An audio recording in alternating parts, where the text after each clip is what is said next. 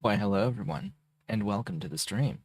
This is Otaku Shibo. Today is Thursday, March 21st, 2024.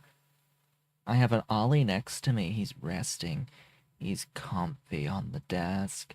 He's comfy kitty. We'll see comfy kitty soon. So how are things? How have things been going? Well, let's say I've got a little bit of coffee left. I am tired today. Don't know exactly why. It doesn't help that I have been waking up multiple times during the night. There's just this... I've been having this compulsion lately to check my phone at all times, but also at night when I should be sleeping. I will wake up and I will check my phone. Why? I am checking for emails about whether or not I've sold something on eBay or Etsy. Because if you are not aware, selling things is actually addictive. As is, buying things, but selling things is also addictive. And I have apparently become addicted to receiving notifications that I have sold something. And it is starting to affect my sleep because of it.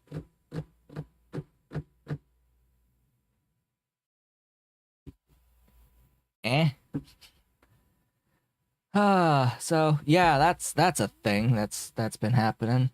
Let's see. So yesterday, I woke up in the morning to a question about one of my items, one of my storage trays for Nintendo Game Boy cartridges, Game Boy, Game Boy Color, Game Boy Advance cartridges. They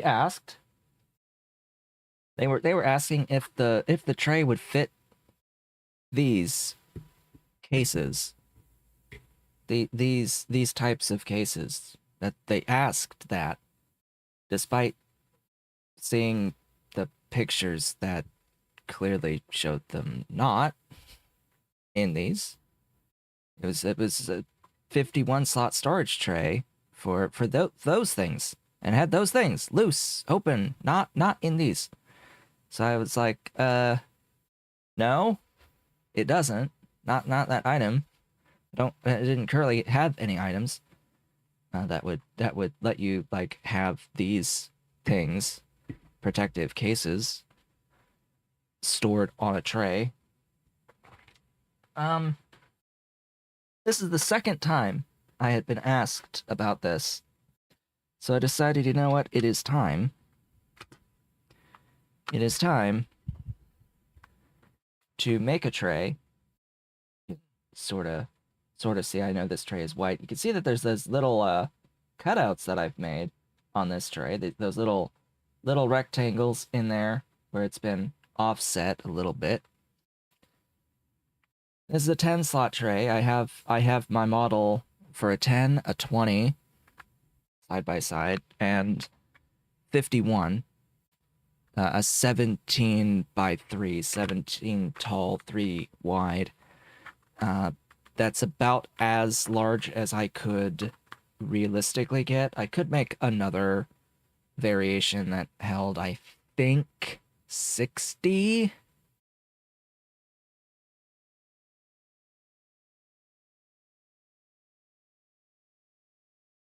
think I could do like 4 wide. I could do 4 wide. I can't do 20 tall or 25 tall. I think I can do 20. I can't do 25 tall. But because the build, the surface to print on is not big enough for that on either printer. Unfortunately, whatever variation I could do to do 100 slots variation of this would require a new printer, another new printer with an even bigger build surface on it. And then I would be stuck to only being able to use that one printer for that one item, which I'm not a fan of. I don't really like that, so unless I would get 2 of those larger printers at least, I'm not going to consider like even larger footprint items. But still, this we can now slot in. We can slot in with the protective case around it on this thing, which is nice. Now those slots there are specifically because there's a little push button. There's a little push button on these things that sticks out about 1 millimeter. So the button to open it up is on the bottom.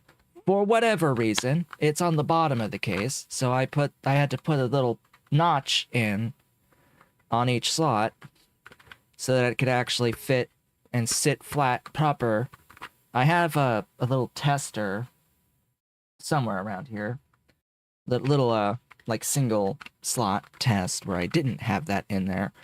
And I didn't like that it it sat somewhat flat, but it was like raised up about 1 mil, the height of the button.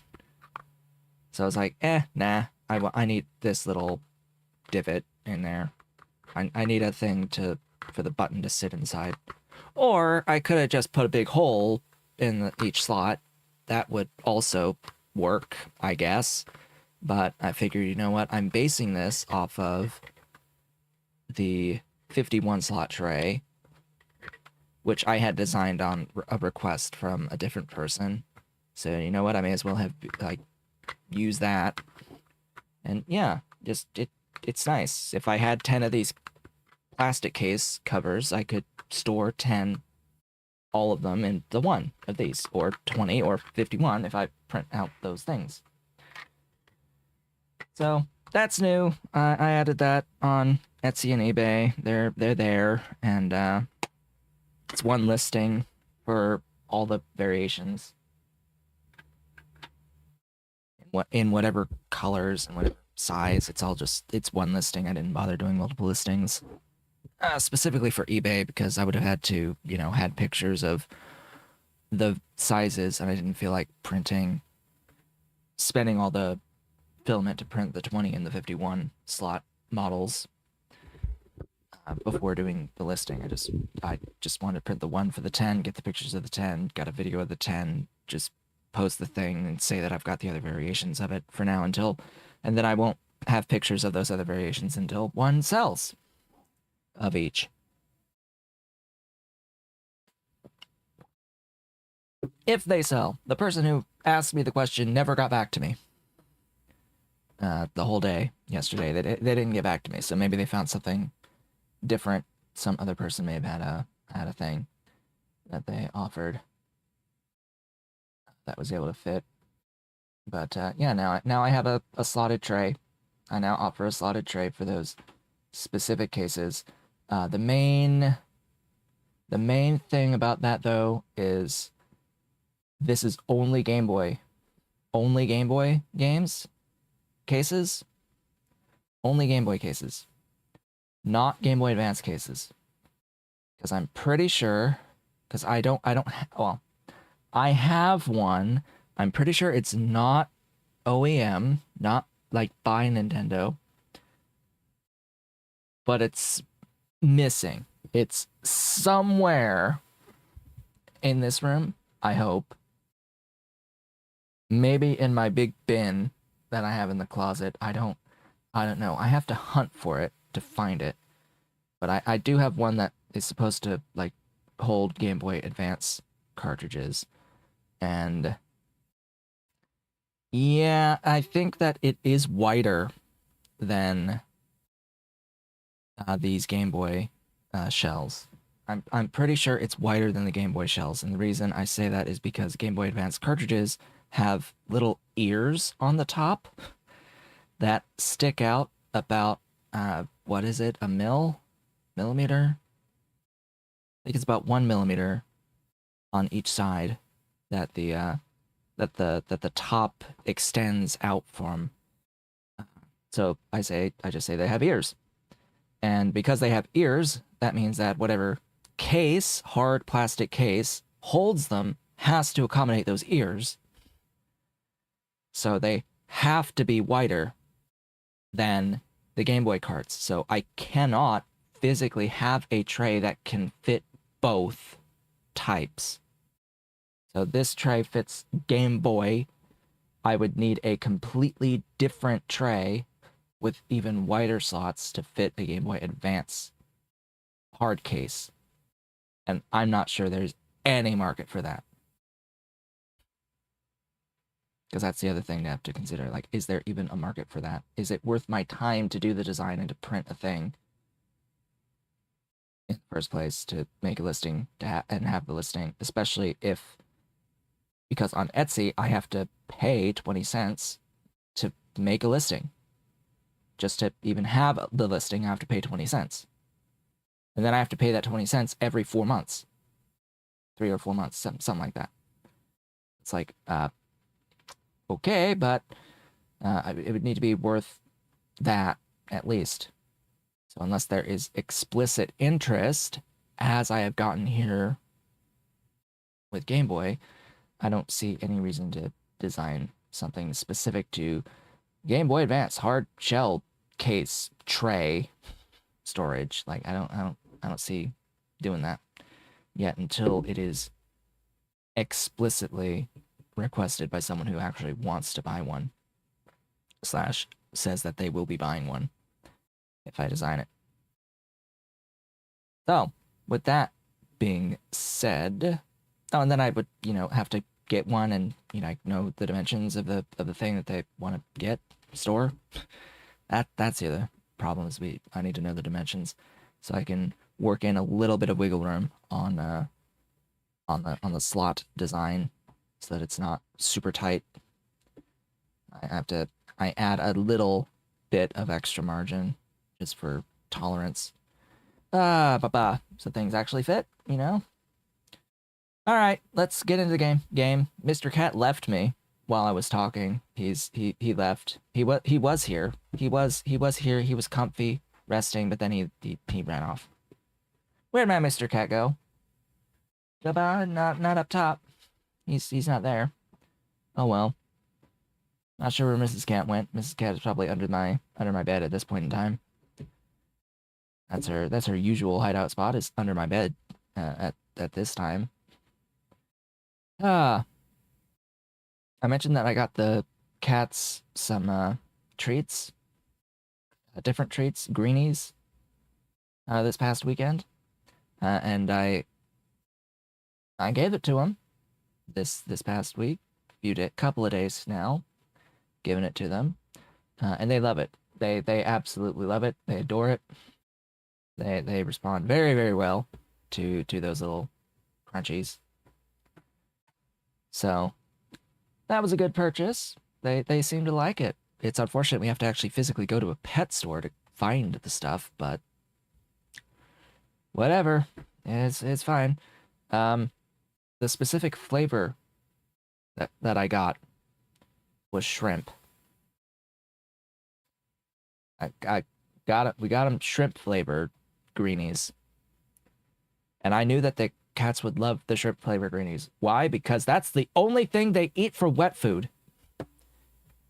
These days, they've gotten so set into having shrimp included as the flavor of their wet food for breakfast and dinner that if I try to give them something different that doesn't have shrimp, they just won't eat it anymore. They'll turn it down most of the time. I could sort of get them to eat tuna that's just flaked tuna, but I've tried to give chicken. They refuse the chicken now. They're also like refusing gravy, and I'm like very confused. I'm very confused why they are like refusing gravy lately. It's like, this used to be the only thing that you would eat is gravy. Now you're turning it down. Like, what? Huh? Why are you turning down gravy? What? Chicken and gravy was your favorite. But no, now the only thing they want is shrimp. Shrimp flavored everything. All right. Game. Resume. Factorio. Welcome. 15 minutes in. So. The game. What did we do last time? And what are we doing today?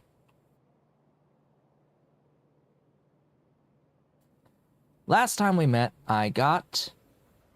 what? Augs. I set up the aug. Majestic aug. And, got aug manure. And from there, was able to get into batteries. I was able to get into batteries. Making a little bit of batteries. A few. One building worth of batteries. From there, I progressed and made mechanical parts. Which, as it turns out, I absolutely needed to do when I did it. Because, as it turns out, we do need mechanical parts to get logistic science. Where exactly do we need that? Well... It turns out that one of the ingredients that we will need is depolymerized organics. And the building in which you get said depolymerized organics is in the heat exchanger. And wouldn't you know it, the heat exchanger requires a mechanical part. One mechanical parts.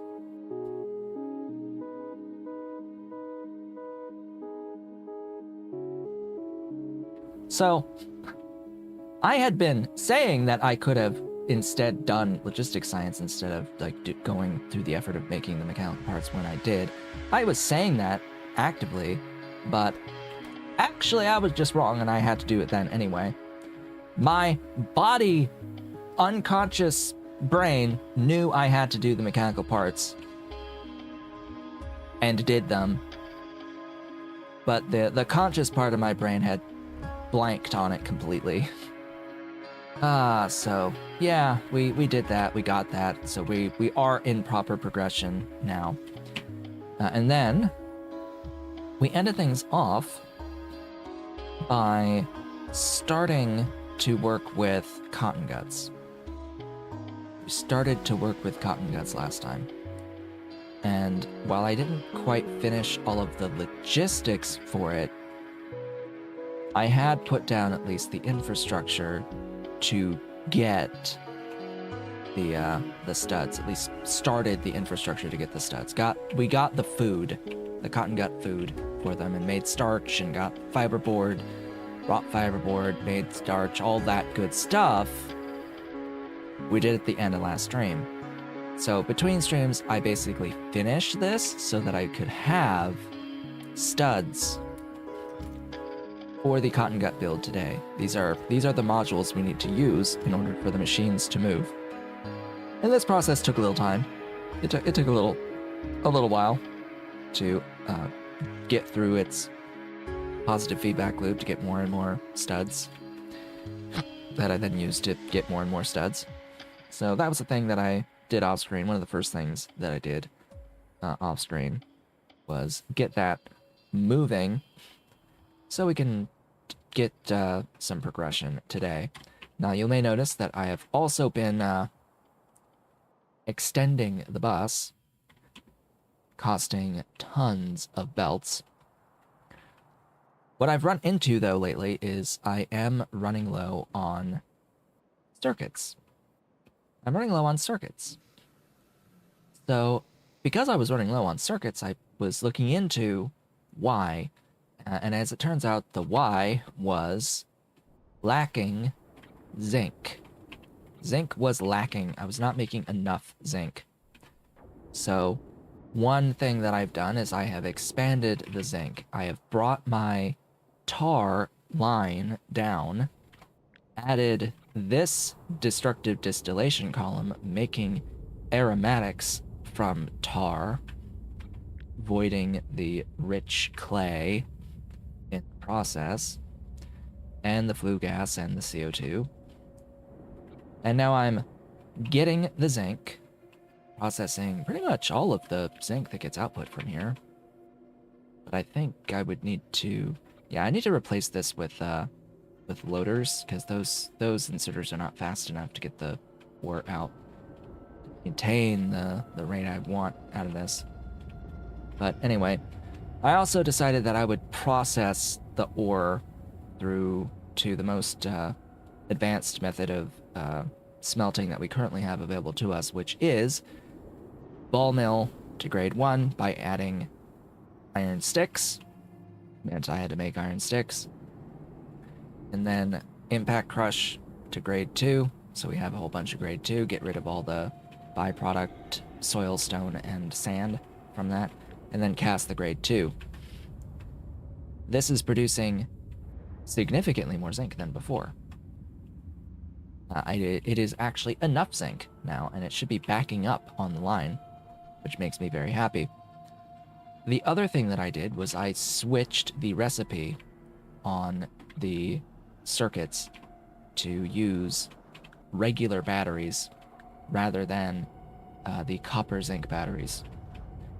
Now, with the amount of zinc I currently have, I probably could have kept those copper zinc batteries and ended up with more overall, but this is the more efficient recipe because the copper zinc batteries only make 3 circuits per battery. This one makes 5. And it's the same otherwise ingredient cost for all the other stuff. So the value of all the other stuff increases when you go to that 5 output system, because everything else will make now 2 more items than it used to. It's just that means that I am siphoning half of my battery production down here, and it was already only 0.1, so now it's only 0.05 that even goes to this. And then I guess times 5, and that's how many circuits I have per second. So a quarter.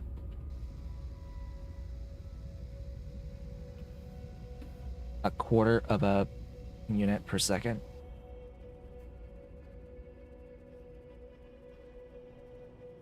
Which, you know, at least that's consistent.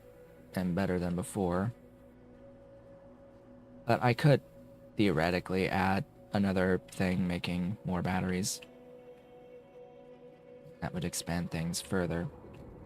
But that's pretty much all I did that I can remember doing in between streams. From last stream into this stream. Just adding the zinc, processing, swapping the circuit thing, and getting the cotton guts going. That's it, that's all. So, today, as we work on getting into the logistics science, we need to get solidified sarcoris. Yeah, we need to get solidified sarcoris because that is one of the last things besides setting up poor alien samples and animal samples. The sarcoris is the most complex of what remains. We could just get the animal samples immediately, because I have the augs already. I have augs, I can cage them, slaughter them, looping the cages there. Closed loop system with the cages. Because I have everything I need to do that. It's just the logistics of doing it. Same thing with the poor alien samples. It is basically just the logistics of doing it, with a couple of exceptions in that I would need to make bone meal from bone and steam. But otherwise, that's about it. I have to bring up my Relesia. I need to, like, make rich clay. But that is, you know, ash. The most easiest thing in the world to produce. And then as for depolymerized organics, that comes up right here for the solidified sarcoris that we're going to work on getting into today. Ideally, I would like to get all the way through the logistics science today, but we'll see. Because, yeah, even though it doesn't like really look like there's a lot left, it is a lot of logistics work, and that will take a bit of time. So the actual depolymerized organics is made in the reformer, but you need this stuff called subcritical water, and that's made in a heat exchanger, and that needs a mechanical part. So you had to do mechanical parts to get logistics science. You had to do that first. There's still a lot of stuff that I could do and did do towards this before getting to this part, but I did have to do the mechanical parts before logistics science. Before I could get logistics science in any way, shape, or form. How are we gonna get biomass? That's a good question. Normally, it's kickalk. But there's a bunch of other things that you could do, like on-site. Things like seaweed can be done just local without any other input. So maybe we'll do seaweed. Depends on how much seaweed, though, it needs. 3 is big. That's pretty big, but we'll deal with it. We shall manage and we shall endure. But anyway, solidified sarcoris.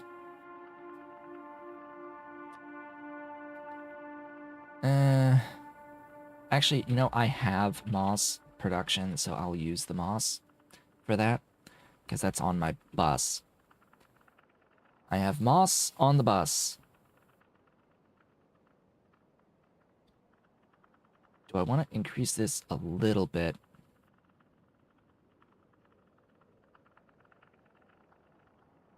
I'll say yes. I'll have to build a few more buildings for that, but that'll have to be okay. The issue, of course, as I've mentioned, is the amount of circuits that I have / don't have right now. Because I am consuming circuits in the making of laboratory equipment. I think it's the equipment chassis that needs them. One of those two. But it is being lost in the production of lab instruments. as part of plasmids. They're used for the actual lab instruments themselves. Right. Yeah? Da? Da. Chassis. There. That's where they are. So what are you supposed to be? And why do you not exist? Oh, it's rubber. Right. Limited by rubber. Anyways. Any huzzles? Hoozle wuzzles? Let's see. Let's get COTTONGUT set up here. How many COTTONGUT thingies do I have? It's called the Prandium Lab. I have 7. Alright. Neat. Do I have one of these? No, of course not. Why would I?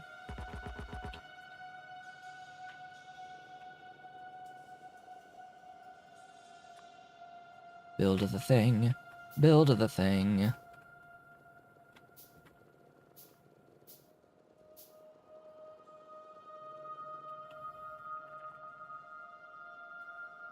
I'll also need to make sure I have one of those. And those. And I'll need to make asphalt. Duralumin, really?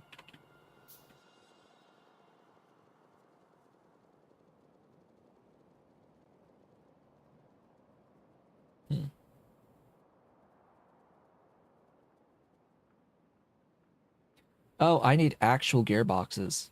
I will need actual gearboxes because that needs automated factories, and automated factories need gearboxes as gearboxes. Oh boy, that's a thing. Okay.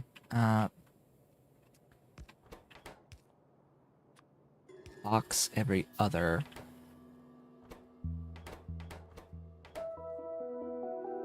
Really? Solalalalalalar.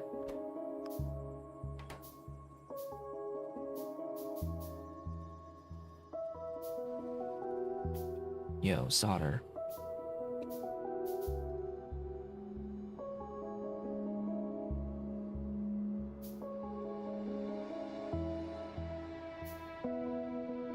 Where's the solder?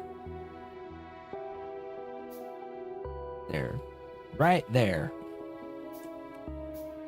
Oh, wow. I didn't expect it to be limited by 10. I think that's just a buffer issue?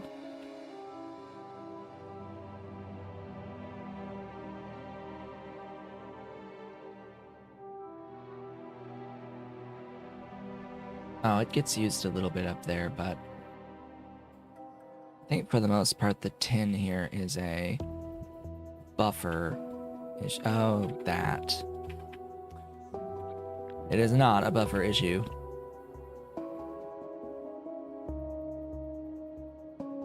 It is a mechanical part issue. Oh well. I will need more tin, apparently. Not right now, though. Not gonna go do that right now.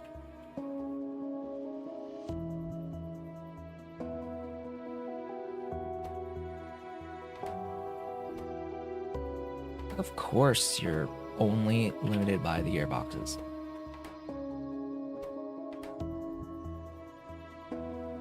Of course, that's your only thing that you don't have.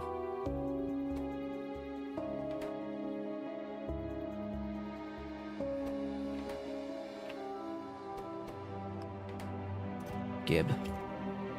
I need 2 of them. I need 2 of them. Is there any solder on me?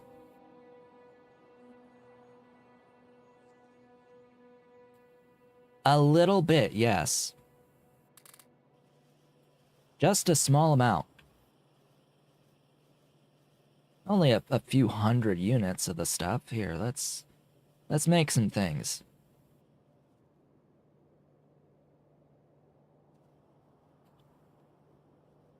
Let's make a few things here.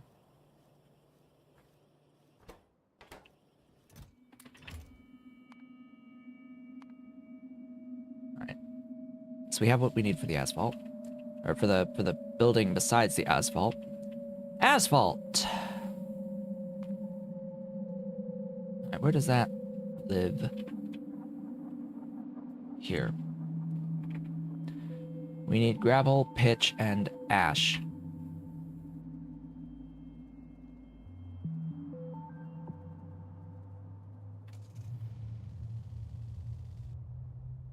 Autosave!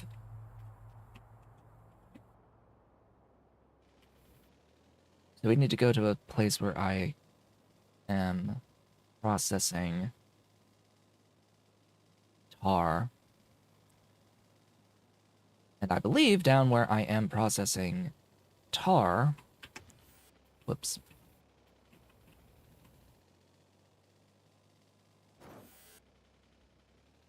I have gravel. So down here, yeah. Down here, where I have reinforced concrete, I have a place where I am making gravel. Now the asphalt, I don't remember what building it is made in. I could make it in one of these. All right. Sure.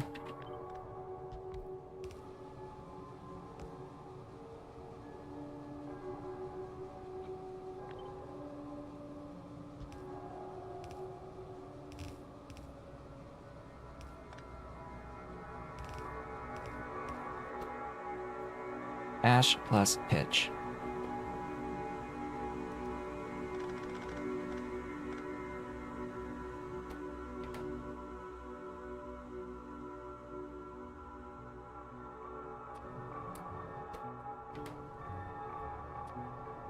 I don't need a like infinite of this, so it's just gonna be boxed.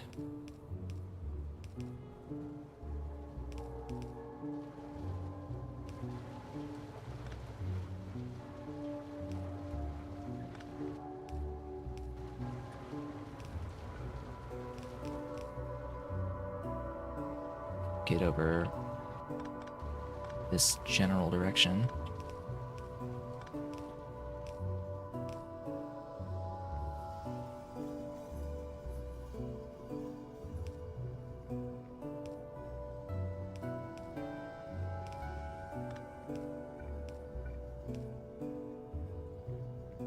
Now the pitch can flow. There's asphalt. Woohoo! How much of this do I need for this? 40? 70! 70 units of asphalt.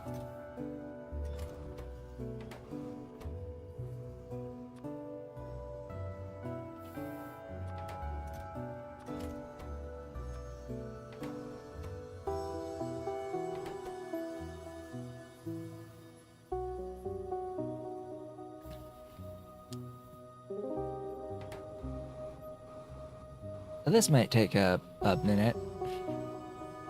We're already halfway there, so may as well wait on it. Alright, let's see. I could provide it with effectively infinite ash.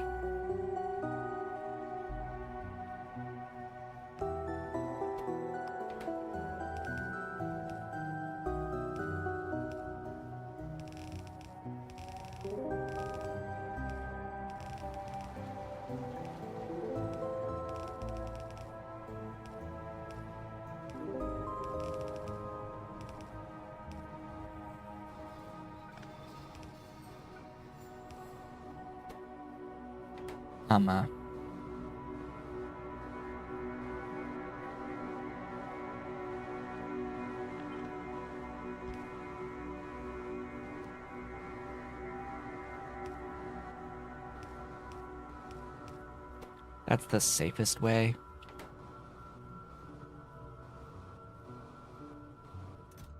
Oh, look, there's enough. Right, now I can build that. So in case you weren't noticing something, I can build automated factories now. Like there is this implication. what I've been just doing to build this heat exchanger, there is this bit of an implication that we can, in fact, have electric assembling machines now. Could do it, but as you could also probably just tell, there's a bit of a production problem with the gearboxes. We don't have enough production of gearboxes to justify using those items, using that infrastructure right now. It would take forever to get enough to replace all of my infrastructure with them. So I won't. At least not right now. Also, I need to make infinite empty barrels.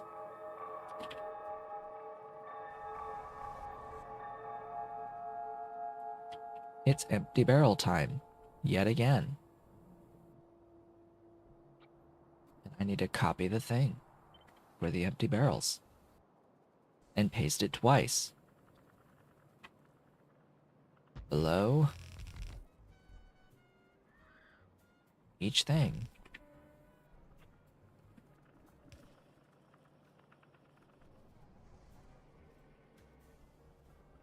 In this case, I think I'm just gonna go straight down, do the filtering of the COTTONGUT pups here. Let's see, you need Relesia seeds. Right, I also need Relesia seeds, which means I need Botanical Nursery.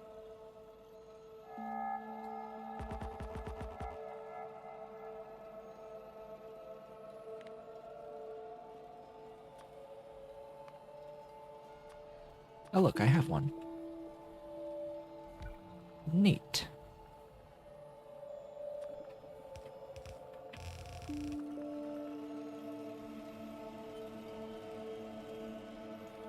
Oh yeah, there's another thing I noticed. So under normal circumstances, modules have a stack size of 50. But we're using this thing called the restack mod, and I have it set to change like ores to 100. Yeah, wouldn't you know it? There's a whole bunch of set of plants that are also ores. So it changed all the plants to be 500 stack size as well. So because I set ores to be stack size 500, Relesia is an ore. A late game ore. You can spawn the ore on the map for Relesia, for Renea, for... Yes, native flora exists, it's a thing. You can spawn. There's the Aurum. Pretty much every plant that is a plant. Unfortunately, not the not the fly trap thing, whatever. The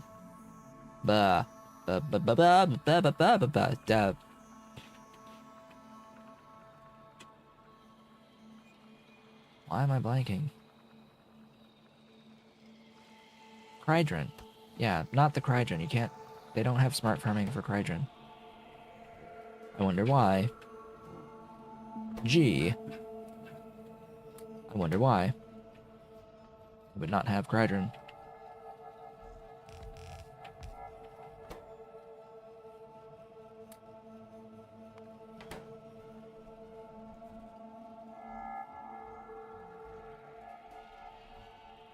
Moondrop.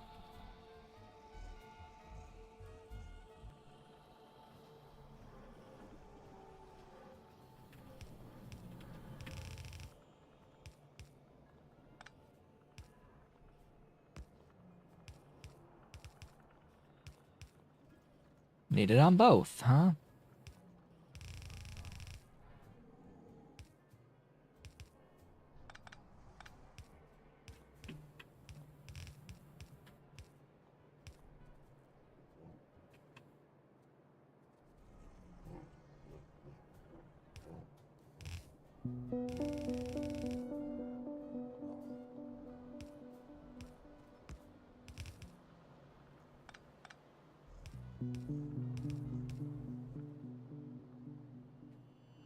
Do I even?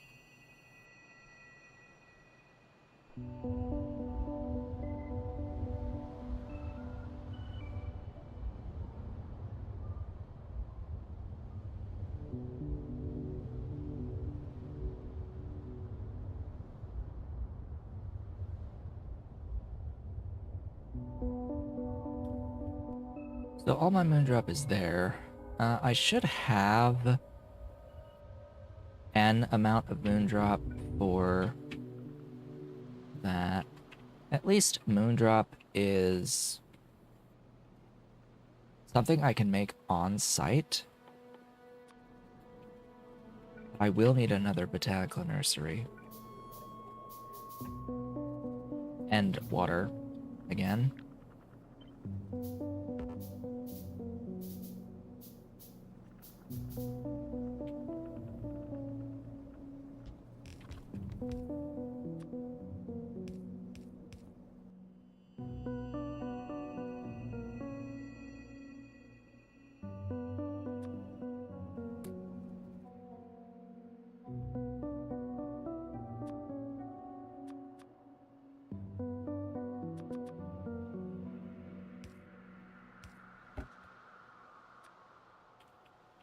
Drop.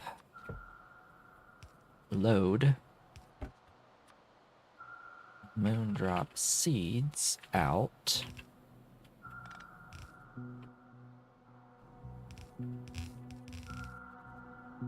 And just input for priority.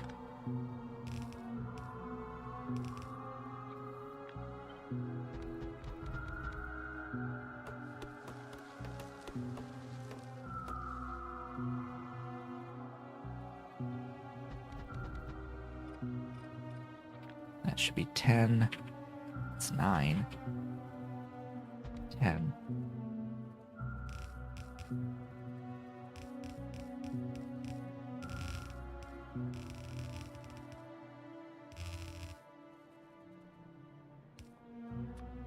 Box it to fill the remaining modules.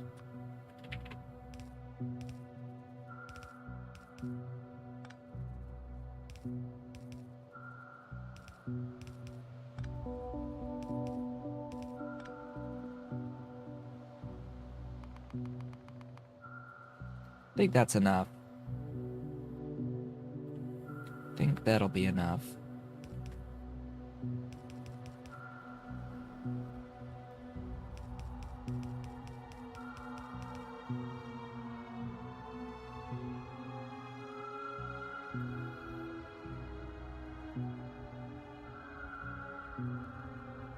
Really?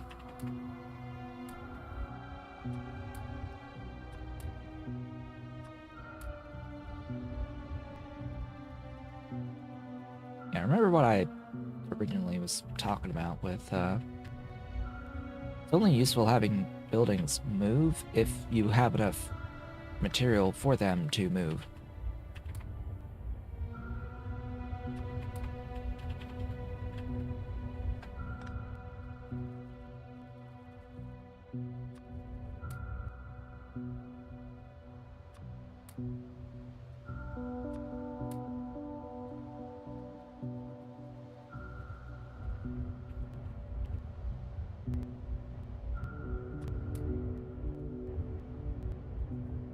So that'll have enough for another cycle. Meaning I could have this other one go, but whatevs.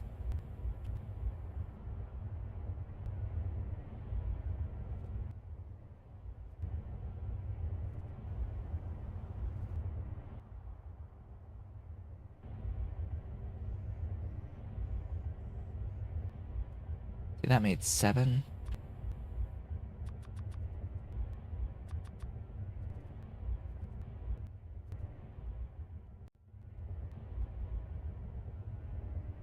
I'm gonna have to babysit this for a little bit.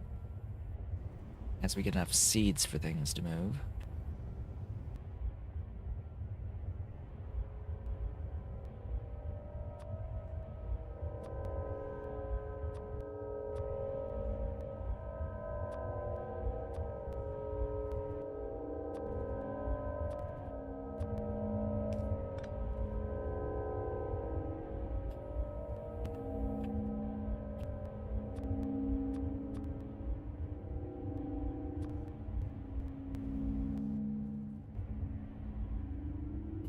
That's a good amount. Ah, that one doesn't have all of the modules in it. Alright. Good to know. Look at it moving, though. Point really not. I'm gonna click that button, get that moving. So at this point, I think it's okay. Maybe. Maybe not. We'll see.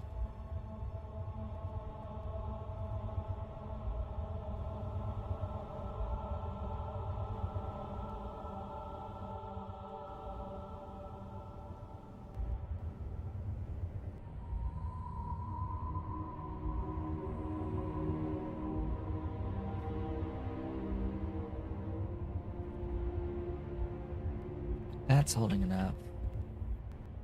Looks like it's coming in at a decent enough rate that these can all move and continue moving.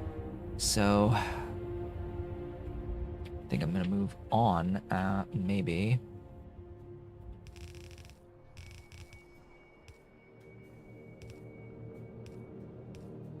That'll be the moon drop once it has moon drop.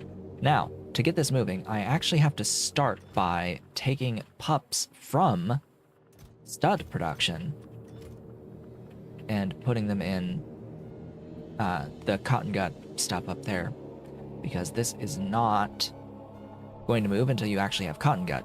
The only way you can get cotton gut is from pups, and the only way you can get pups initially is through the studs production. So there's no way at all to avoid having to do this. While for most creatures you can sort of get away with making that, like doing that initial production recipe multiple times to sort of get around this type of thing, you can't do that with studs, with cotton gut studs, because you do need the pup output from it to even get the thing moving in the first instance. Okay, this is just gonna take about 20 minutes to get rolling, so we're gonna keep rolling. 7. That should be 7, yep. Kill the trees, kill all the trees.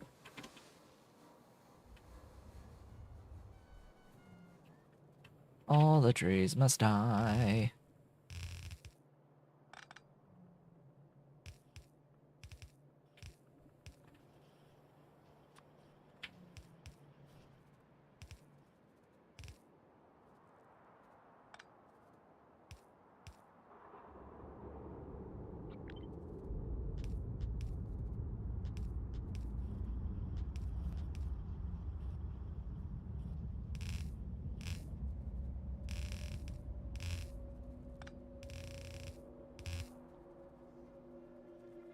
Oh, wood tree seeds. Right. Right, I forgot about those. Alright,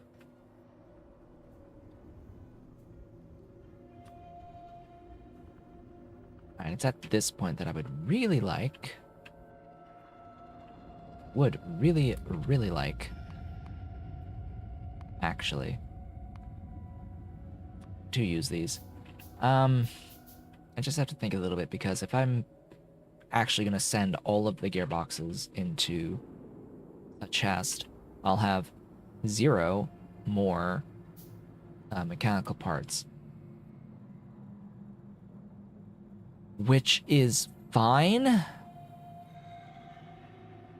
which is fine. Which is actually okay for now. I can just shove all of the stuff like that into the gearboxes so I can get the automated factories. I just don't want to...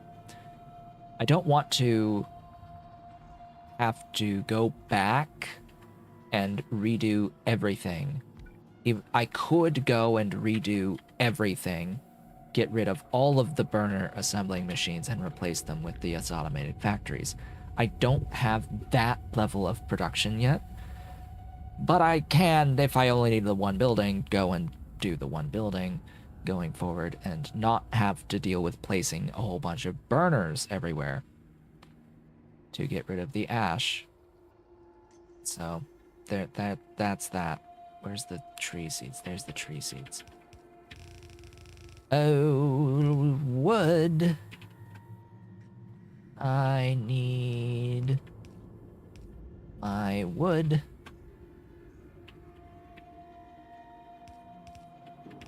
And this has to go over yonder, this side, and I'll have to have that out. I'll do this. So we gotta split off. Goodness gracious. I need actually...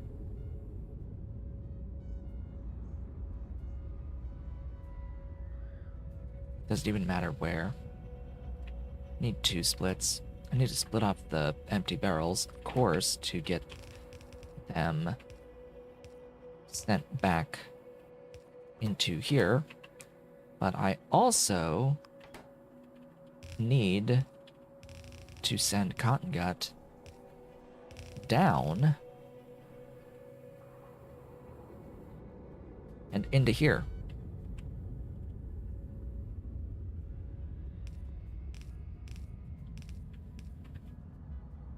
So the Moondrop will combine with COTTONGUT so we can get more pups. Because, yeah, we have to, unfortunately, spend COTTONGUT to get pups. And we lose a bit of production because of that.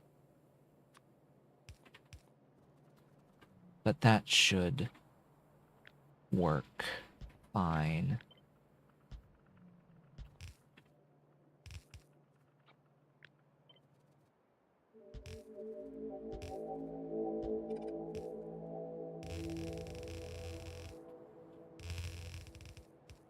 Just gonna check the throughputs of things. I think that's all fine. That should all be very, very okay. And bring power to the machines. Okay, just add Moondrop and we've got the COTTONGUTs sorted. It's just gonna take a little time for this Moondrop to cycle properly. All trees must die. All the trees must die.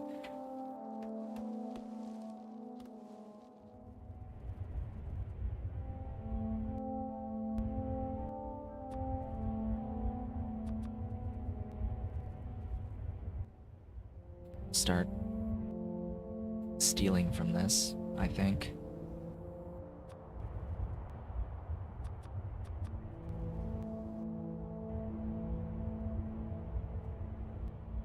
As I appear to have enough of the seeds to keep things flowing. That's that. Now I need 1, 2, 3, 4, 5 at least.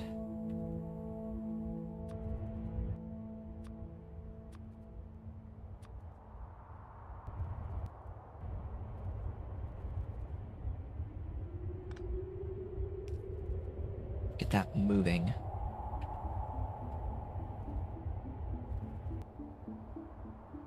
I'm gonna steal the next 2.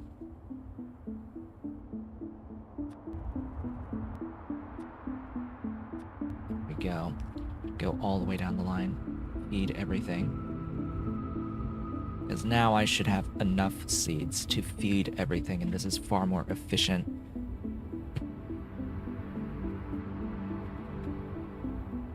And then I can add modules into the more modules into the buildings as we go. In fact, I think I can split evenly here. And it can still function. So this only needs 0.29, and this makes 1.5 from less than 1.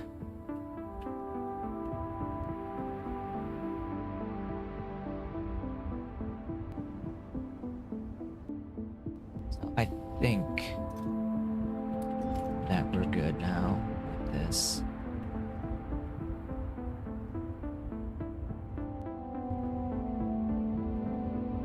And I will ignore it once I get these going fully. And we can move on. Then we can move on. So, next step would be the incubator, or actually next steps is to get into the depolymerized organics with solidified circuitous. So you know what? Let's think about that now. Let's get one of these guys, this guy. I am realizing that I did not break down this or this.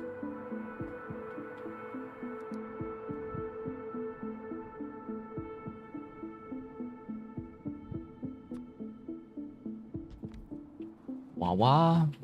Wah wah wah wah wah. We need the wah wah.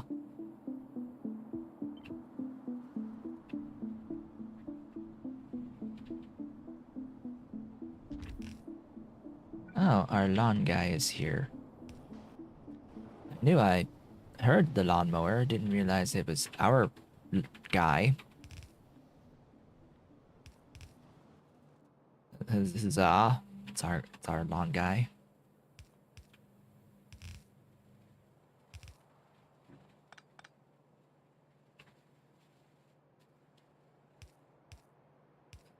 Ba ba ba ba.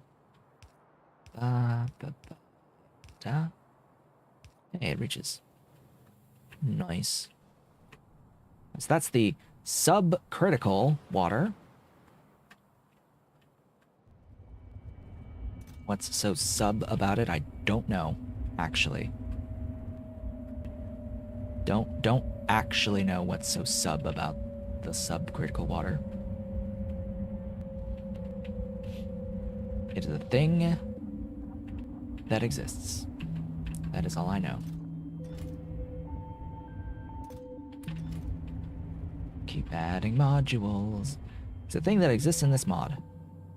Whether or not it exists in reality, I don't know. Next, that guy.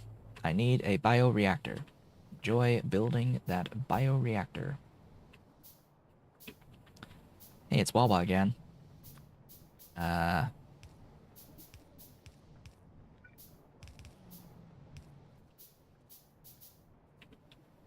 Manure.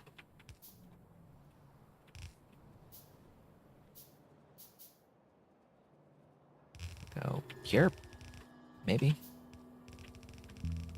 Manure. Manure.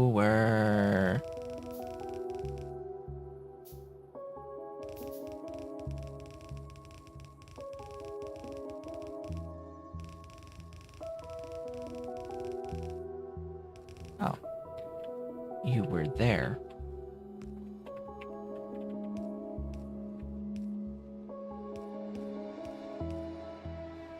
Manure line. I hope this isn't getting contaminated or contaminating anything. As I drew it. Manure. Manure.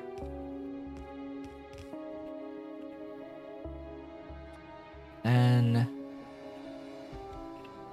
that behemoth.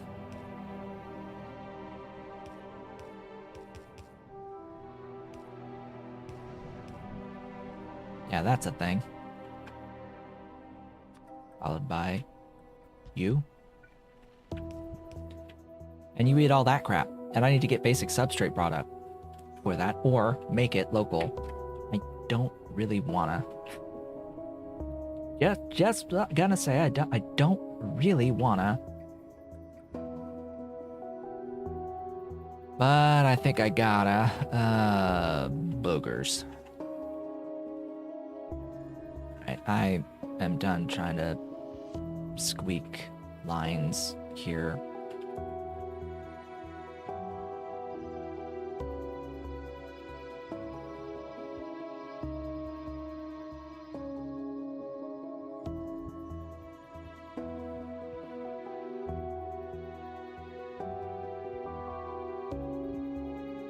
But you're going all the way out.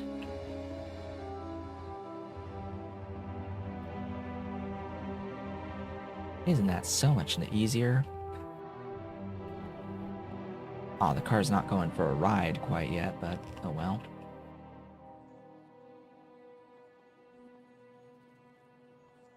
Oh boy, I'm almost out of splitters. There's that lack of circuits again. Come to bite me. A little bit. Yeah, I'm picking up a few, though.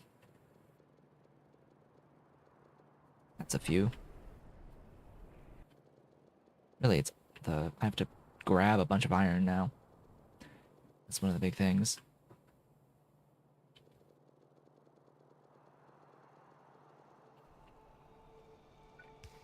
Alright. Cotton gut plasmids, native flora, basic substrate. Native flora.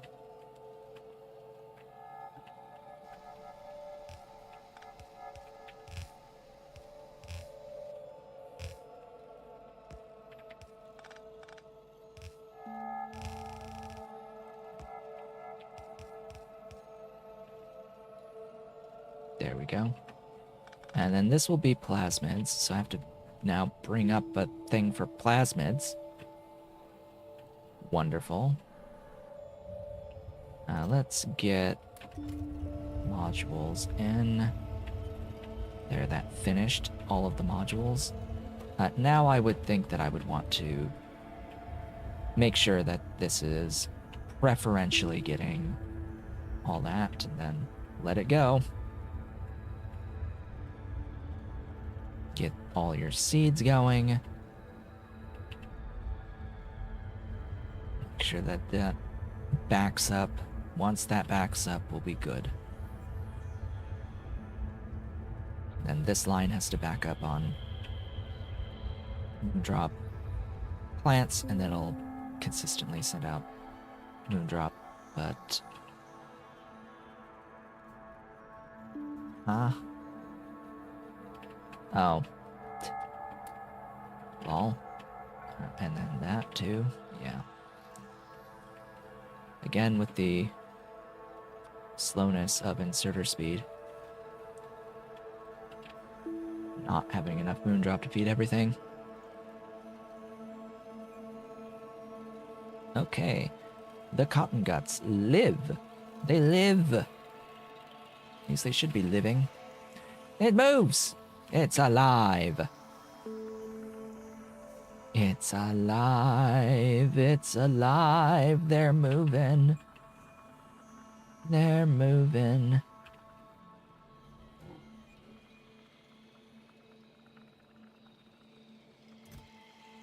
Cotton guts, otherwise known as rabbit rats.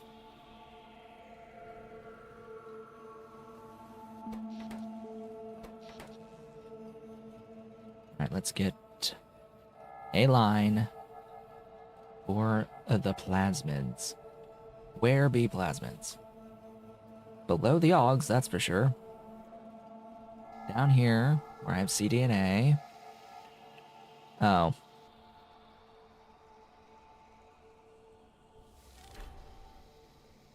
Hey, we milestone. Yay. I could move that in now.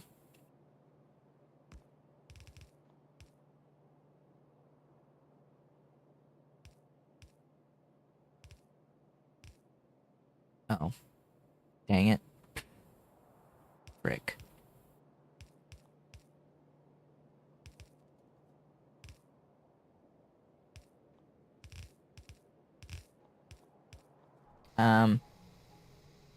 Pretty sure that's the cDNA actually fully automated. I don't really want to keep spending the lab instruments on it, though.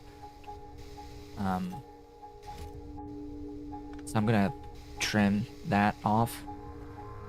Do I need the glassware on the thingies as well? I want to bring both those up for the poor alien samples.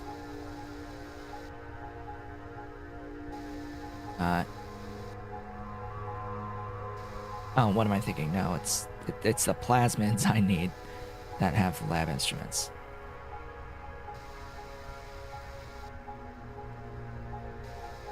And that's the only spot. Yeah. Well, whoopsies. Yeah, you can make things. Make things. I'm gonna take those lab instruments. I'm gonna throw them into that.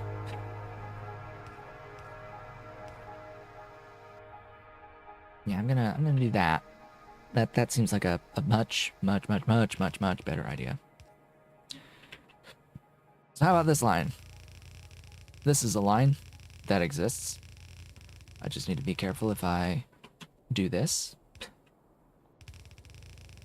Split off iron for use anywhere along the way, like that, and that.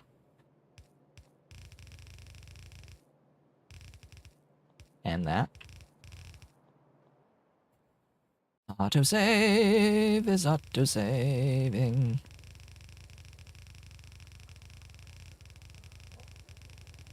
Puppies.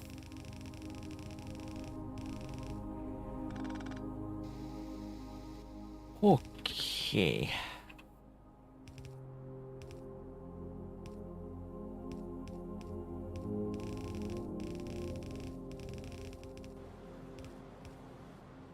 That is, as they say, that.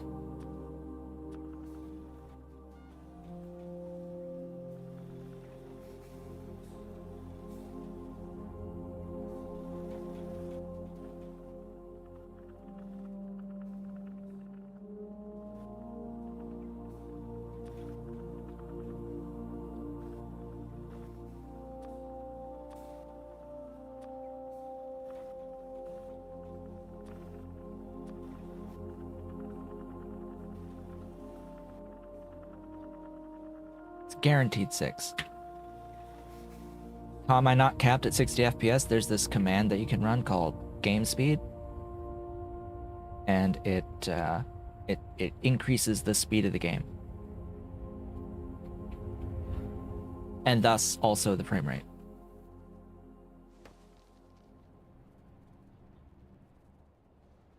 So the game is running faster than regular speed through that command. There's a mod that lets you adjust the scale as well of the time, but I just run the command. You can set it to whatever value you want that your computer can handle. I have it set to 5, but we're not at 5 because it's multiples of 60 frames. So every 60 frames-ish is going to be like 1 time speed, so 120 frames is 2 times speed. And the UPS here is at like 220-ish, and when I zoom out, it's like around 180. That's 3x speed, and that's what we're getting. The frames will cap to the monitor. So my monitor is a 1440p monitor, and that's where my FPS will cap. Is at my monitor's refresh rate. I don't know if there's a way to make the frame rate of the game exceed the monitor's refresh rate, but from what I understand, it will by itself about to there. So yeah, my monitor that I'm playing the game on is a 144 Hz monitor. Therefore, I get 144 FPS if I'm running the game up to that speed. Okay, oh. Wrong slot for you. That's the slot. So now we just need the cotton gut and we'll have solidified Sarcoris. Yay! And the COTTONGUT are waiting on excess moondrop, which is about to start happening? Almost there. We're like in this underground belt section now. So a few more cycles, I think, will do it. And we'll start seeing overflow, and that'll get the moondrop flowing freely. We almost there. Really? Really? That's a lot of moondrop in that underground.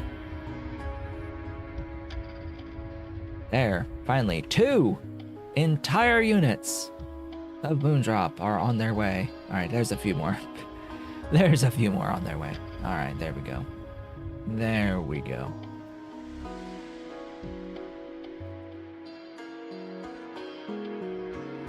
Now I'm running the game speed faster, primarily, well, A, for my own, like, mental health, but also because it is more entertaining to have things to do. So running the game faster means that there will be more things to do that I can do rather than wait around for stuff to happen, usually. It reduces the amount of time waiting for things to happen, which is, you know, pretty good if you're going to be trying to present and stream the game. Just makes sense. All right. All of that being said, it's gonna take actual literal hours for this to fully back up and accrue enough COTTONGUT before it actually starts outputting any to the line above. Like, this will take actual literal hours to accrue enough, I believe, because it has this really long belt that it has to back up on after loading. Okay, I can save a bit of time by not loading here.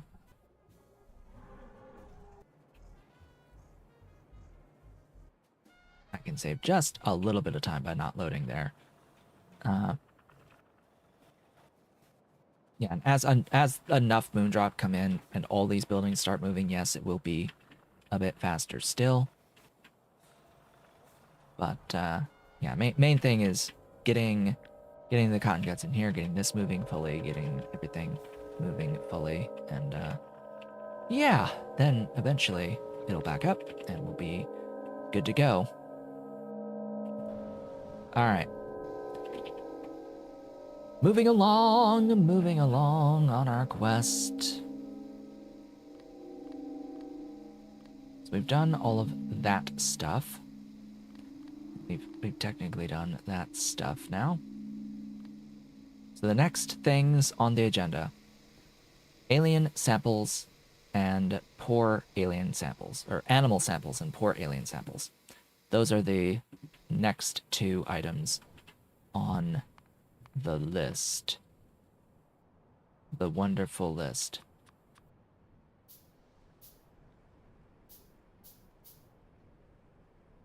I am absolutely making all of those automated factories. Oh, hey, and they need shafts. And they need shafts, which, you know, gearboxes also need shafts. And my limit on my production of the gearboxes is the shafts. So that's a slight problem as well.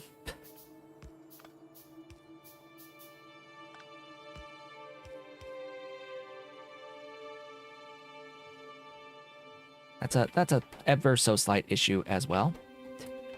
If now I need also to have these shafts as ingredients for that building. Yeah.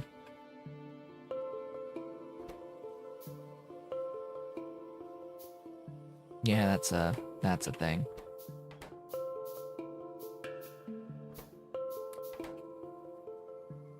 I could build one more. And this is, as I said, why I'm not going to be going around the entire base replacing these. We're not gonna try to do that because it's just gonna take too long. Way too long. But hey, at least this guy's moving, right? 10 pups from 4 adults, and then 7 pups make 6 adults. I will complain about this to the end of time. Like, please, God, don't. I've never liked the idea of spending adults to get the pups on any of the alien life processes. It was adjusted on a lot of them, but they very specifically kept this one in, and I still hate it. I will hate it until the end of time, until it's changed, because I don't think that it's a good design. I don't like any design where I have to spend a thing that I make to get more of that thing that I make. Just full stop. I don't like having those loops. Where you just lose production to get production. Don't like it at all.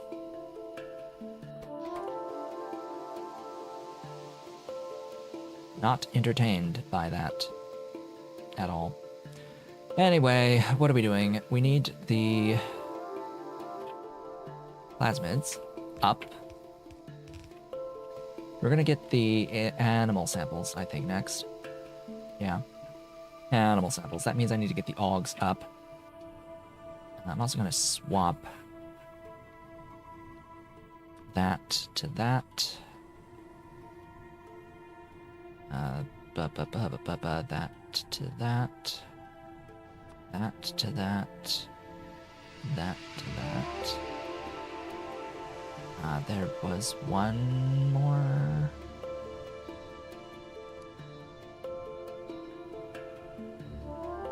Oh, that's it. Alright. La di da. Dee dee da. Okay, we need 2 of these. 432 iron.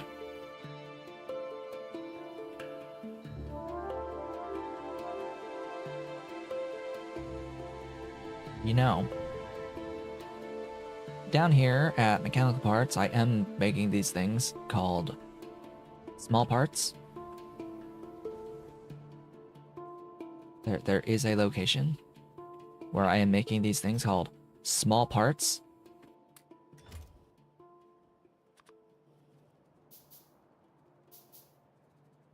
It would help to have some on hand. It would greatly speed up the process of handcrafting infrastructure.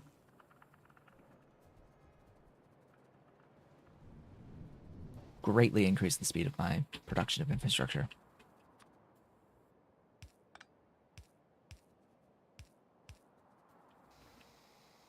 Okay, cages. I have built an amount.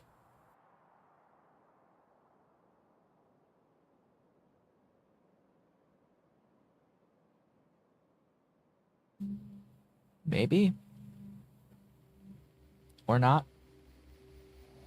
Oh, there's the lawnmower again. Right outside my, like, right on the other side of the wall. Right now. I thought I had pre-built a few cages. Cage.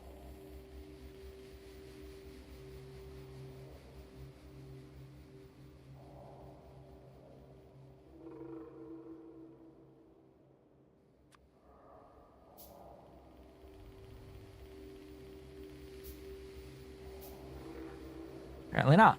Alright. Titanium.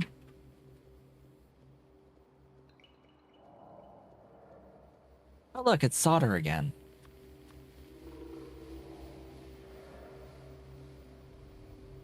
Literally handcrafting solder at this point. Iron.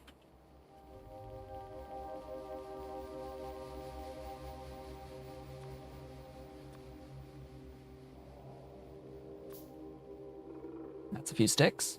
That's a few sticks that this needs. Just a few.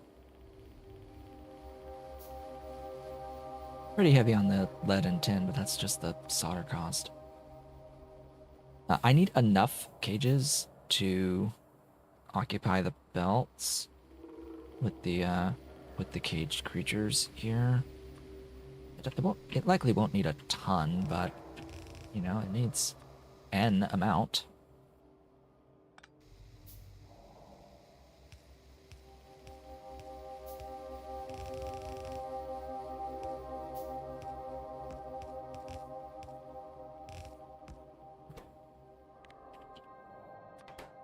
Right, there's the cages, and then a full mixed belt of all of the other things. So, how are we going to handle all of the other things? Because this is going to output excess of lard, skin, brains, guts, and meat.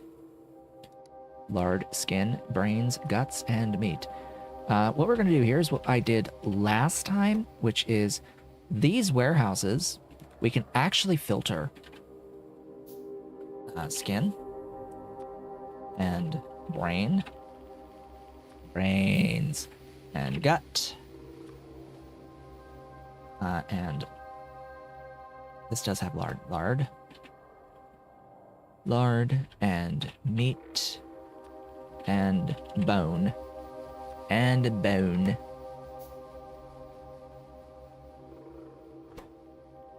That's it. Okay, so that's all of the solid parts. This makes sure that this building will always have at least one inventory space for each of these things, in case when I back up on stuff. And from there, I will have outputs, filtered outputs for each. Lard, bone, brain,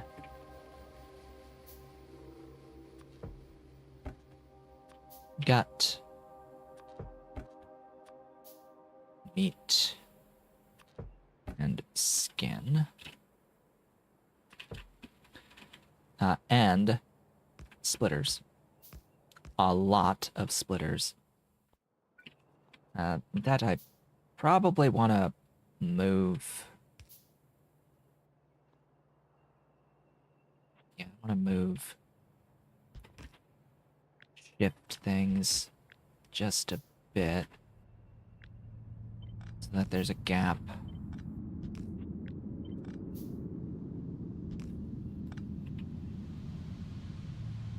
So the priority will be left on each of these, which means that to the right, we shall stack. To the right, we shall stack and void. Everything in excess will get deleted. Ooh, I am out of... Whoops, wrong thing. I am out of sinkholes. Who would have thought I would run out of sinkholes? We need to sink. Thou shalt sink. Get in the hole.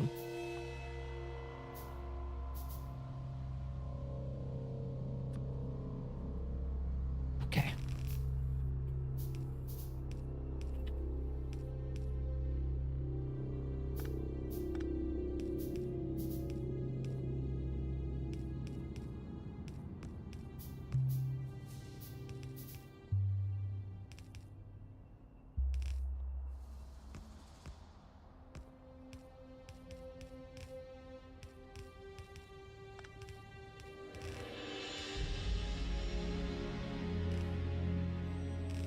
Good enough.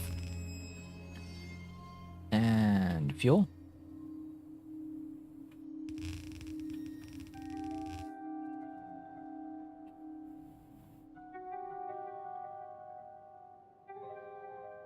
Was there not just a thingy? Oh, that was up there. Right, so I took the ore eraser to the whole map that I could see. So there's no more standard Omnite, it's all infinite Omnite now. Oh, I need more of these. Of course I do.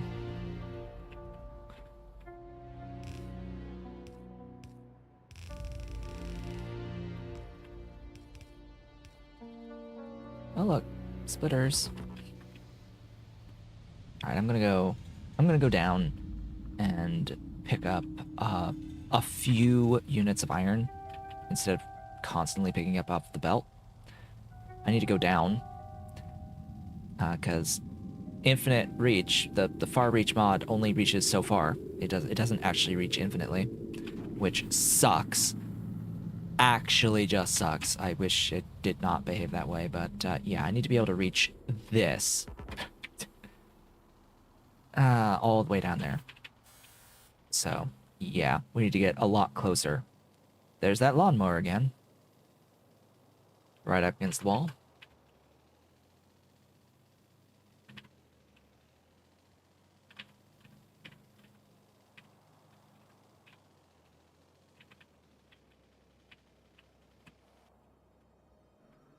There we go. Sufficient quantities of iron plates obtained. 80,000 units. I think that's a bit more sufficient than previously. Did I ever box copper? Well, yes, there are several boxes of copper along the lines, but no place where I can just like... There we go. Less than the iron, but still more sufficient than it was. Now, make me splitters, please. I need splitters. I need a few of those.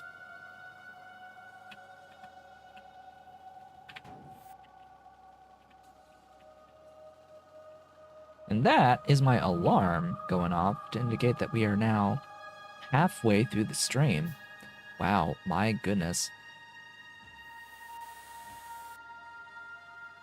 I think we will get logistics science today, honestly. I think we will do so. At least we'll have all of the infrastructure set up and ready for it to move. It just won't move that much. And it will take a while to really move. I will absolutely switch off of these techs. These techs are all practically meaningless to me at the moment. I don't really need them.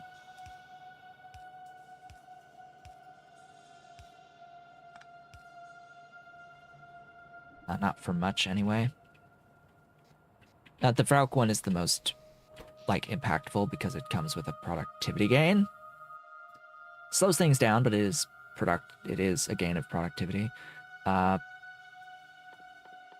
other's not as useful, like, at all, but anyway. We'll have the ability to pick up logistics techs, and I may run the game just so I can get them. But I will need my pogs brought up. Yeah. We'll need that. The COTTONGUT are moving-ish. I don't know why there's still not enough moon drop for 7. 0.19. 0.29. Does it really not have enough? Maybe. With this guy also needing to make the thingies, I may just need even more. Anyway, with that, it's time to take a break. I will be back in just a few minutes.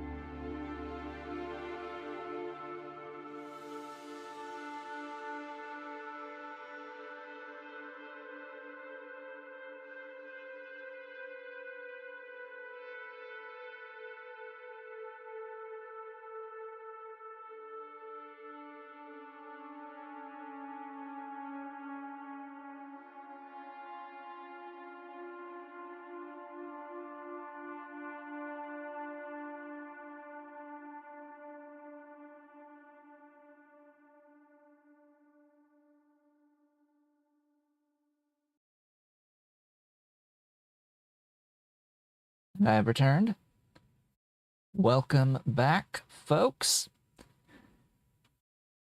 Both the cats are under my bed right now. Both of them are under my bed. Mrs. Cat is usually there. She's in her normal spot. She's all comfortable, arms splayed out. Mr. Cat is in his normal hiding spot under my bed. Dolly goes there. She's just there. She sleeps. She's comfy. Mr. Cat, he's scaredy cat. He's scaredy cat. Something scared Mr. Scaredy Cat. Lawn guy being outside. Which is weird. He doesn't usually hide for our lawn guy. He doesn't usually go hide for that. So it's like, huh. Why is he hiding? Like, you know our lawn guy. You know our guy. It's the same guy. Been here at least once a month, every month. Except for a brief period when they were younger. There's a period a little while back where he had to have some surgeries and wasn't able to come out during the summer, and I had to mow the lawns, but oh well.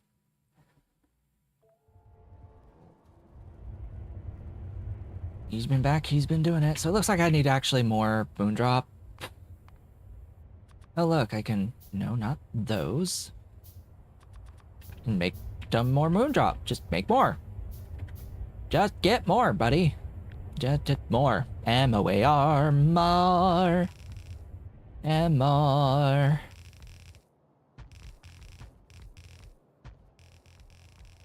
That's another 10 more. Just, you know, casual double the things. Double the things. It needs modules though. So yeah, pick them up. Pick up the things. Place the things. It would make better sense to make all the things move, but whatever. Whatever.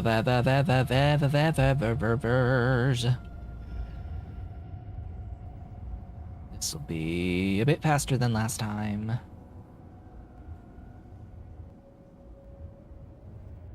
But I'll let it go and do its thing, as it is.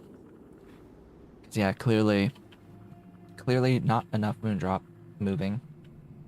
Might need even more than that. Okay, Og! We need some majestic Ogs. And we need the cages. Cages. Enjoy 55 of them, because I'm not going to give you more. Alright. Where be Og? What be line to draw for Og? Is this line a line that I may draw? It would appear so. There's a bit of things I'll have to jump down. One spot, I think, where I have moved these fish eggs here. Otherwise, it should just be a clean-ish line all the way down. I don't have to do any manual intervention.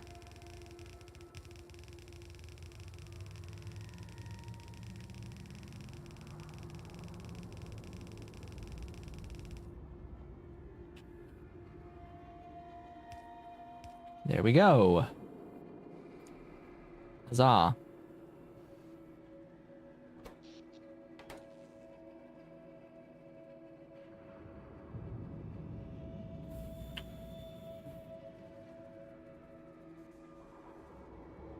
So now Ogs will come up.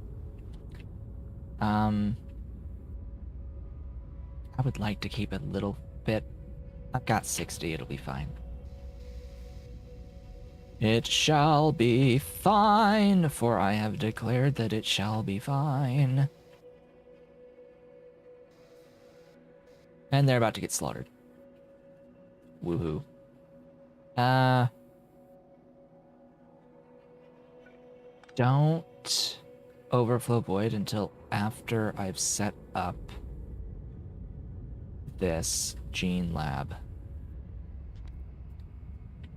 Yeah, don't overflow void until the gene lab is set and accepting things. Oh boy, so you there, and you there, and you, oh, I'll need to split the, bones. I need to use the bones for other things.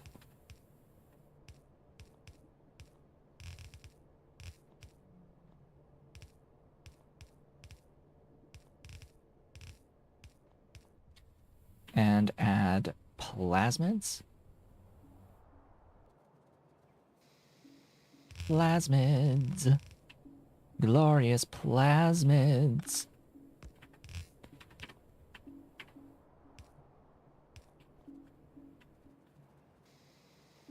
Here we go. It begins. It hath begun. The slaughtering.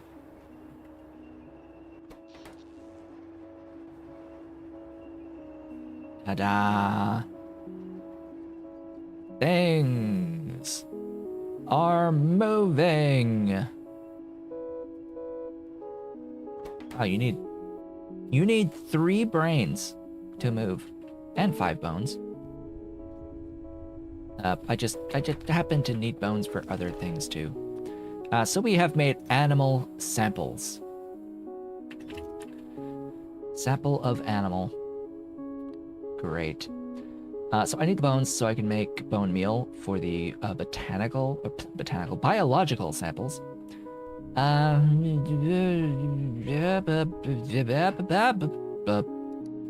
didn't break down you. Good thing I made an extra of the assembling machine. So I can rich clay. Richest of rich clay. That's Wawa.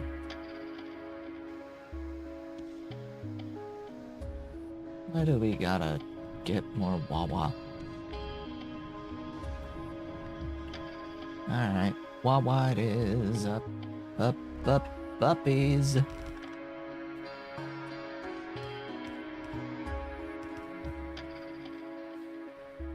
Just add ash.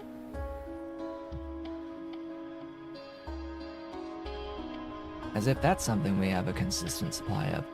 Okay, ash is very simple. I need a boiler and Wawa.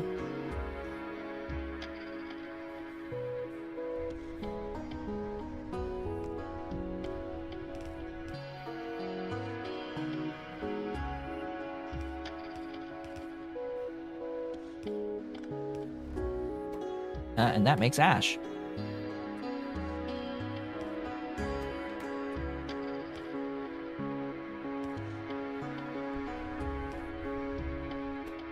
Yeah, that sucks. Why would you do that?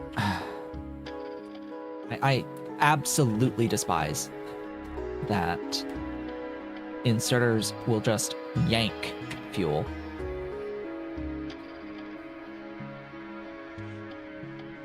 I say that.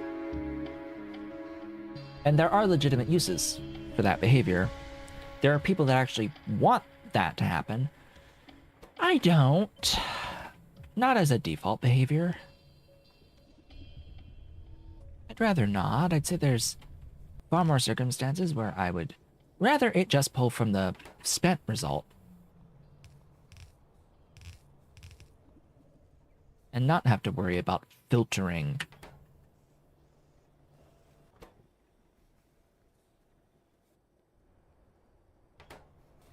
Yeah. So these move at, what, 1.2 per second each? That's 2.4. That number's slowly going down.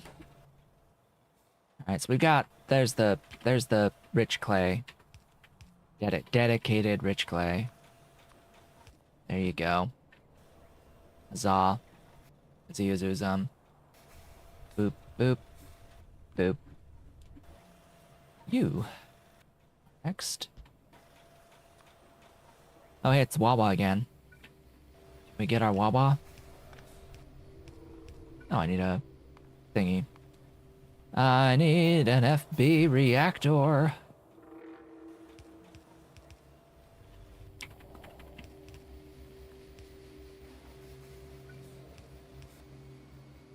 I'm running out of power. Just by the way. There's that. I need a thing. Botanical nursery. And Relesia brought up.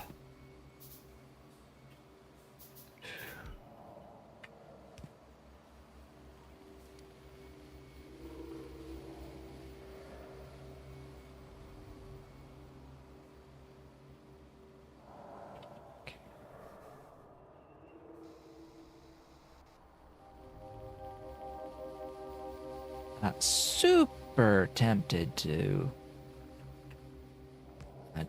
shenanigans and things. Do I have a free line? Is this a free line? Yes. Yes, it is. All right. Good. Here's Relesia. Probably could just brought seeds, but whatever. I'm bringing Relesia. Thing is, I will also need urea. I will also need urea, and you know what? Screw it. This line. Urea line. Urea. Where is urea? Way down here. Way down here. There you are. There it is. We have found the urea.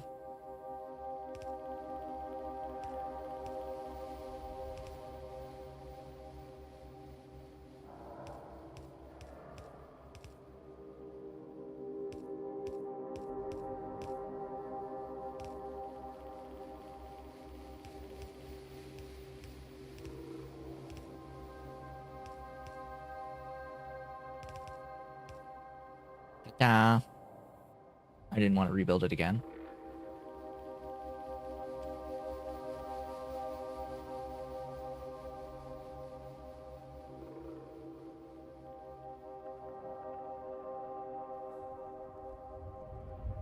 Speaking of things,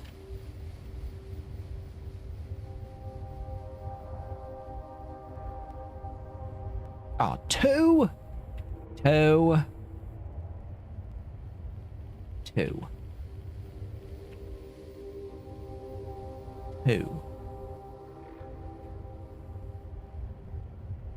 There you go. All right.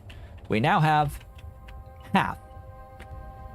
0.57. 0.57 needing 0.57, which it's like half of, not even half of that.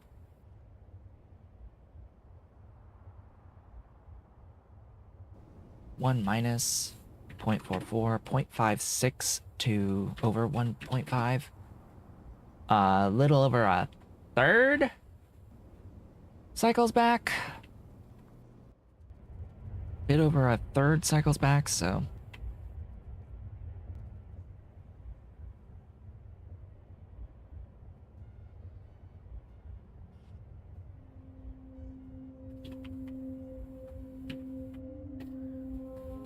.38.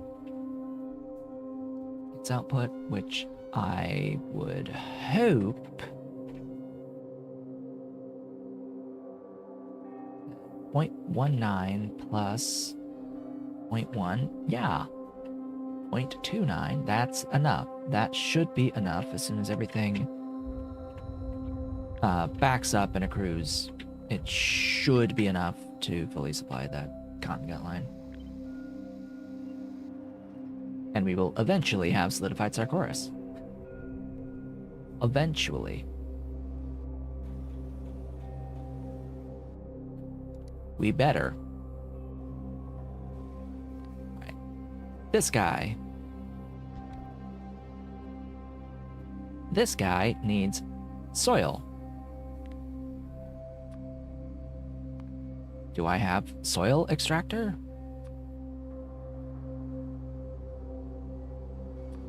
I do. I have one.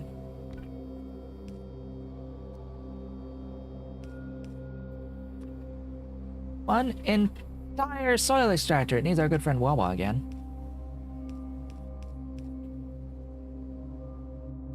I need these. Since I have some treated wood in my inventory, I'm going to use this recipe because I get 3. I get 3 per cycle. And the rich clay.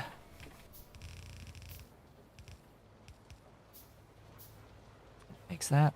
This guy needs all of the everything, including incubated petri dishes. Dun, dun, dun, dun.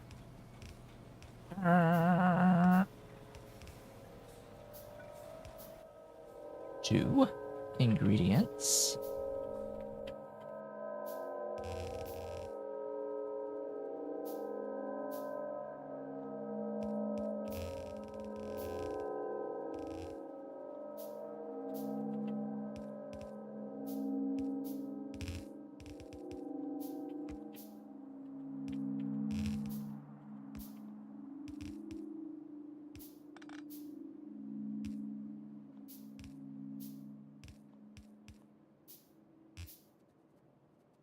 Four ingredients, and that just leaves incubated petri dishes.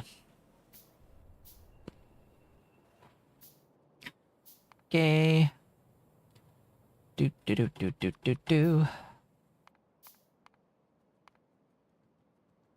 Boop.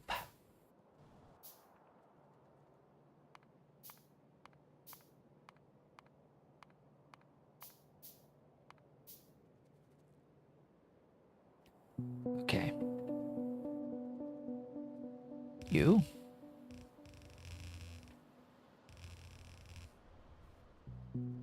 And you. All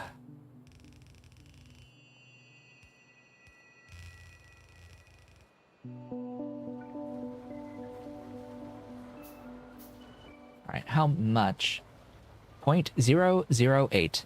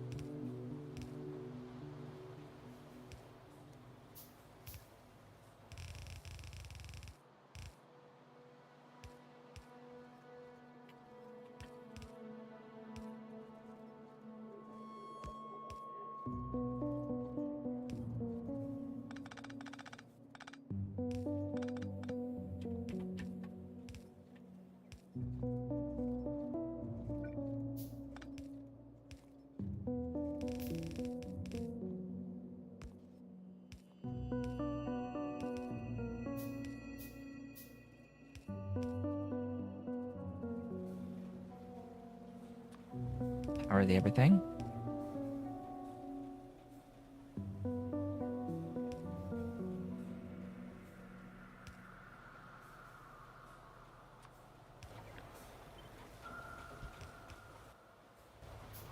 Come on.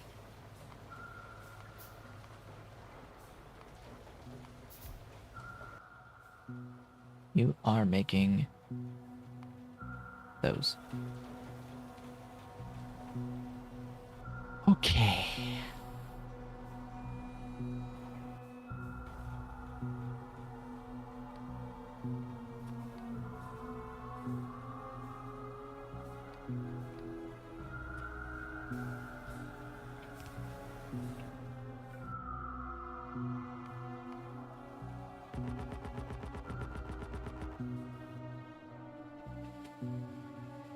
Autosave is automatically saving.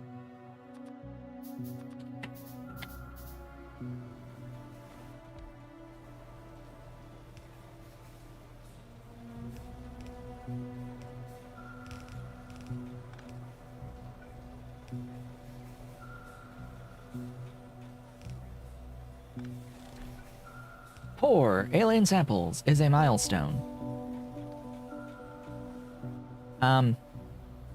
That's a heck of a lot of gray. Meaning it is time.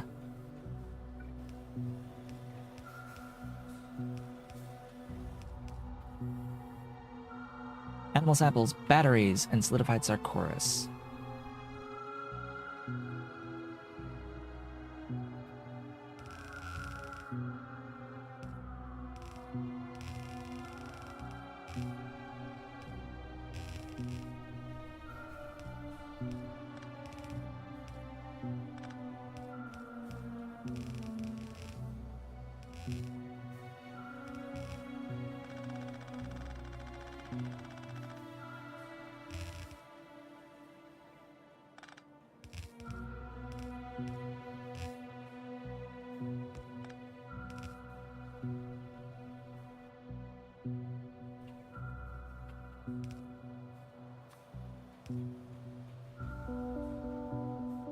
And that is logistics science production.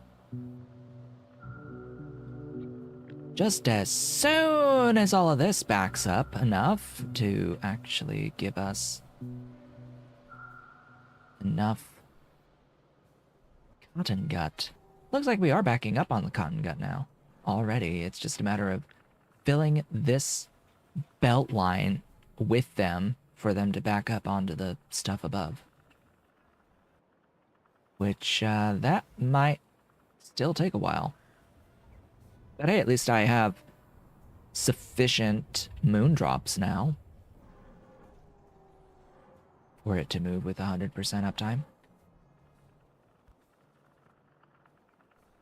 Seemingly.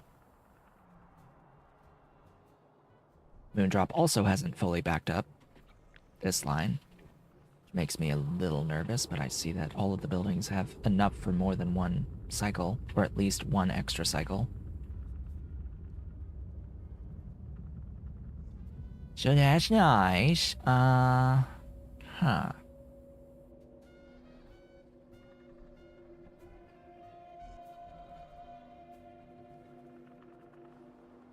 As much as I would like to watch that continue to move, I would like to actually hit my milestone. So I'm going to grab a few of the cotton gut. 30. I'm going to throw them in there.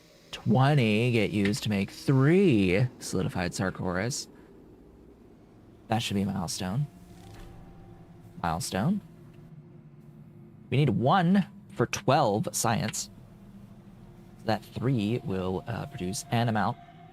I'm going to cast those at the moment, and we need to think about what we want from logistics science first.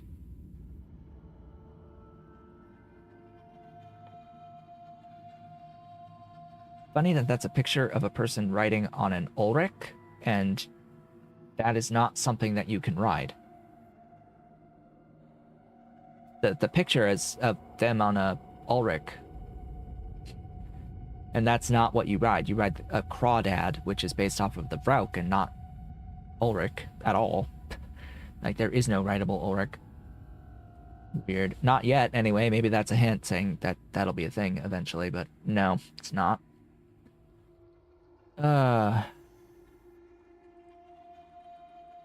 And that is an Ulrich. That is not a Simic. Simics have whip tails. That is most definitely not a whip tail. Do we have chem plants yet? Yes, we do.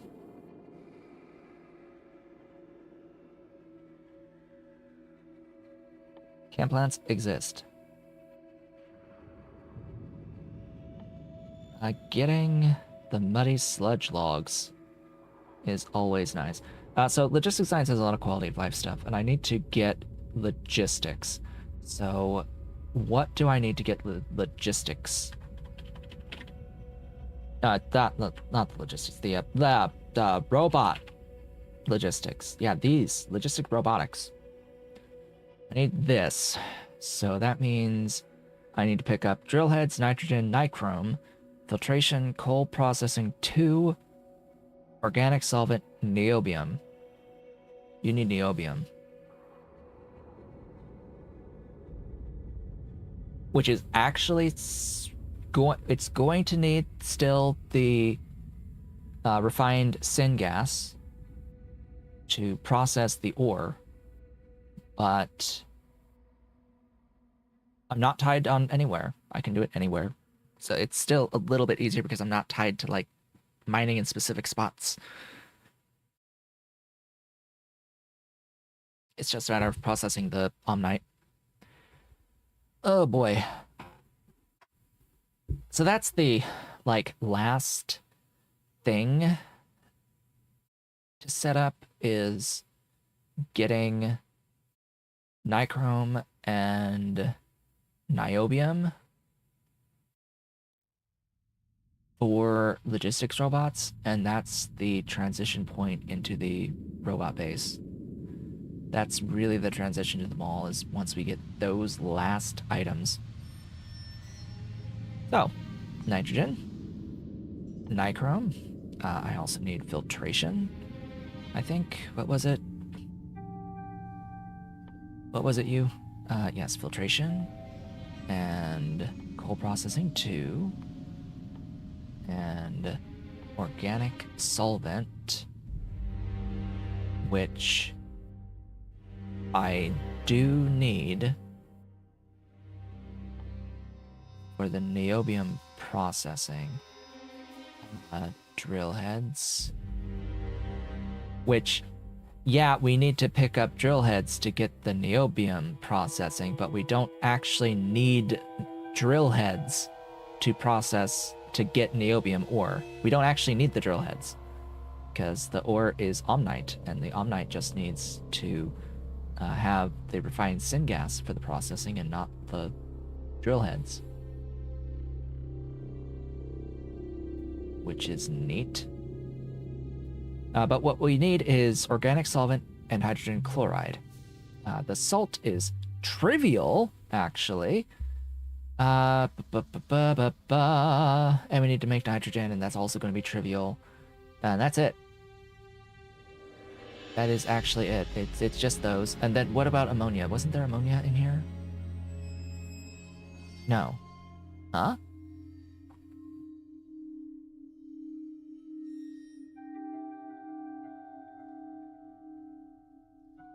Okay. Just those organic solvent, hydrogen chloride. All right. Cool. That's fine. The hydrogen chloride is also very easy because saline is very easy. And I have the ability to go from salt to saline. So I've got plenty of saline for hydrogen chloride. That's fine. It's just power. Same-ish with the organic solvent. The organic solvent is always difficult, but we'll manage with this naphthalene carbolic. We'll have to manage with naphthalene carbolic and processing and making tar local. I was looking at the tar production. It may make sense to do.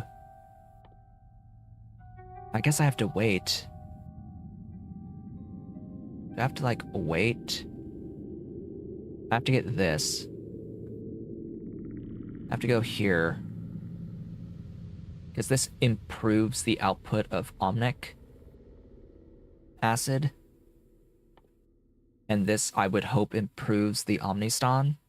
I need to improve all of this for tar in particular, because the amount of stuff for like, especially the omniston with There's something here that needs steam. The omnic acid needs steam, and I need to reduce the steam to improve the power efficiency. I'm gonna start a Pi run. What main bus can carry to the end? If the main bus can carry to the end, or recommended to switch to train network. I will say that it is extremely not recommended to main bus the whole game. I would absolutely not recommend using a main bus for the entire game. I would recommend changing off of the main bus the moment that I do, which is when I get logistics robots. When I have the ability to make logistics robots. Oh, hey, there's the first logistics science. We need to run that down.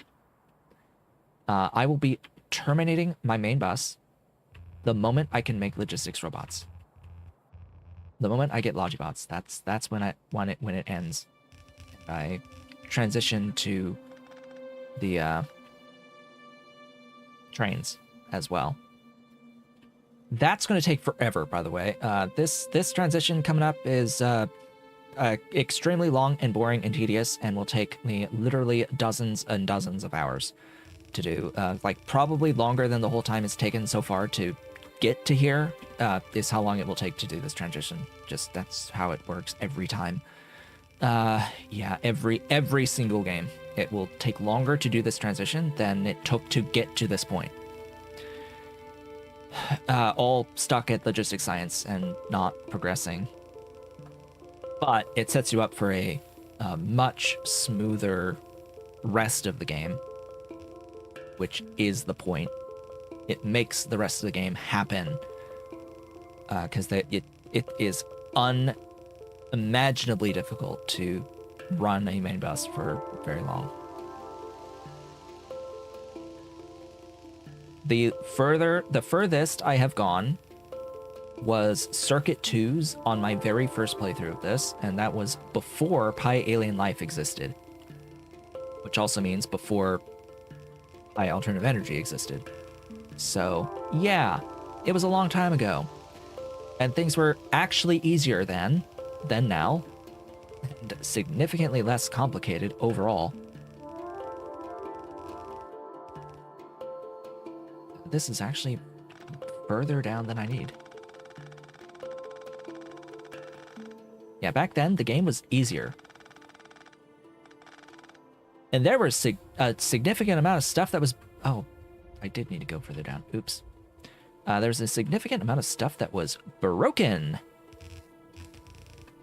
That, yeah, I may have played a bit of a role in having fixed, because I absolutely exploited the living hell out of it. And, yeah, Pi was watching.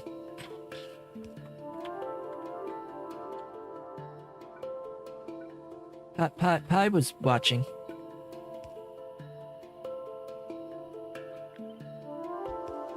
So whenever I found things that were exploitable, he would change things.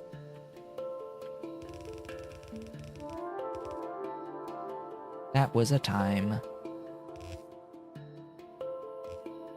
Oh. I need belt. Yeah, there were a lot of balance changes as a result of my first playthrough of the game. That happened live while I was playing through it.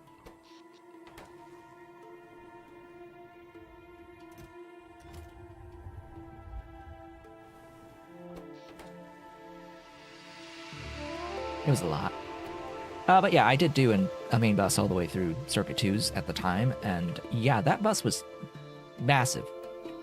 It was, gosh, how big was it? At least twice this. At least 2 times this. What I have now. Like, this is actually, I think, one of the smallest main buses I have ever made in Pi. Like, I have been actively trying to not have this main bus be big. I have avoided putting as much stuff as possible on this main bus because I know it's just not needed for a lot of it. It's just over time realizing that I just don't need all those things on the bus, actually. And if I need to make some things can just be made again. Local. If it's just like one building of stuff, like why have it, why run all that belt just to have a little trickle of things? Generally, if it can be made easily locally, and you already have the base resource going up anyway, like, huh? Why do the more advanced thing when the easy thing is easier?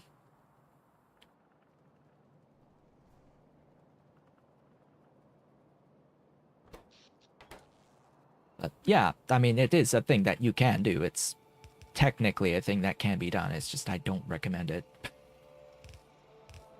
Because the main bus is very resource expensive. Just, even if you have enough resources to build said infrastructure, it comes down to, oh, but it does take time to build infrastructure. It takes time to create it, and it takes time to place all the belt as well. Which is time that you could spend doing other things, like actually playing the game. Figuring out, like, actually building factories instead of the logistics for the factories. Which is where the fun is.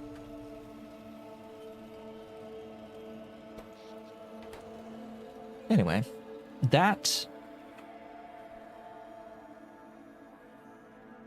is that. I have, like, 48 minutes to kill.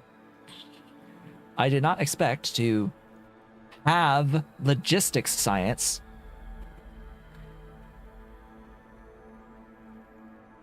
before the end of the stream. So, hi, we're here. We're entering the next phase. I guess I can plan for Niobium.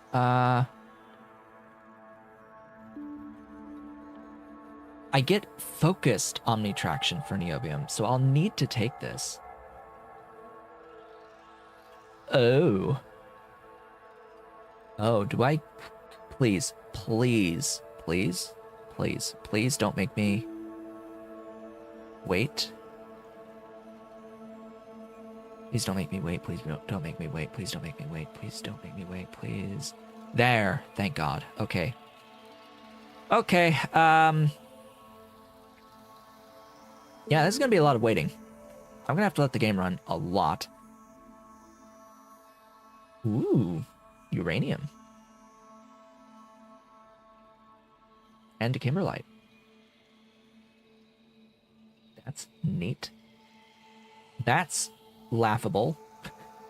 Circuit 2s, huh? Yeah, let's just have that be circuit 2s. Yes, that. All right, fine. Aren't circuit 2s like even after pi 2? Do we have to like get pi 2?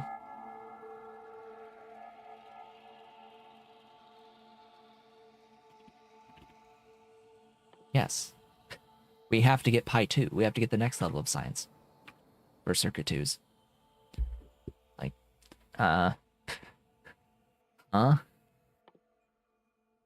we're gonna have this building that needs these complex circuits, and we can't even make the complex circuits until the next science level. Towards the end of the next science level, I might add, because we need the circuit 2s to get chem science. So that is like, by the time you have circuit 2s, you're practically at chemical science. Boy. Yeah. So, please tell me that this building, or blah, that this does not need the level 2 building. Okay, it just needs the level 1. That helps. Then we need to get down here, or we need to get to the previous.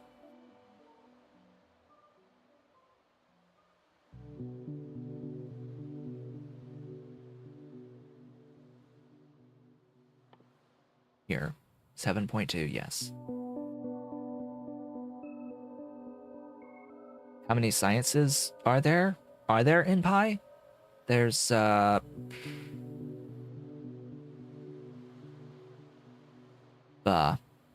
just for the Pi stuff, there's 1, 2, 3, 4, 5, 6, 7, 8, 9, 10.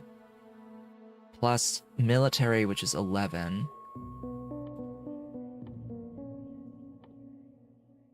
Yeah, that should be 11. Just for the Pi stuff, and then there's all the Bob's module stuff.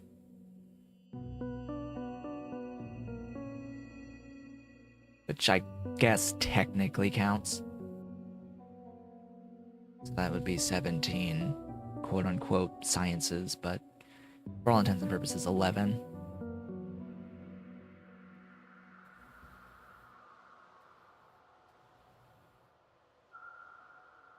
I mean, he just adds 4 over the base game.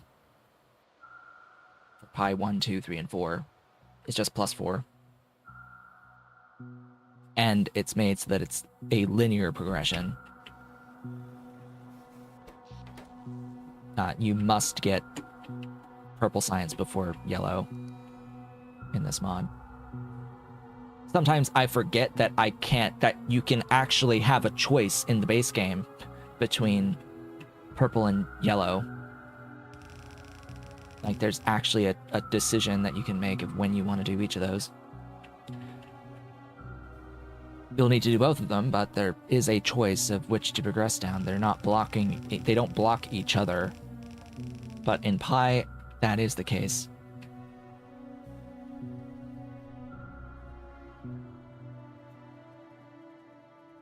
Okay, so right now, we're waiting on this to back up on the COTTONGUTs enough to overflow, which it's almost there. I can see it's almost backed up. That once that happens, we'll get solidified Sarkoris. Ish, maybe. We need like 20 to go through, but yeah, we'll get cycles of the solidified Sarkoris that'll start making the logistic science slowly. Oh boy, it's gonna be so slow, and I need so much science because I'm gonna need that. I'm gonna want to have that individualized output for the niobium. It's not required. I can void excess stuff. I can void byproducts. That is not a required thing. But there are a lot of omni-techs. I want all of the omni-techs. I want all of the omni-techs. Like, I want everything for the omni-techs. But first, I want to unlock logistics robotics.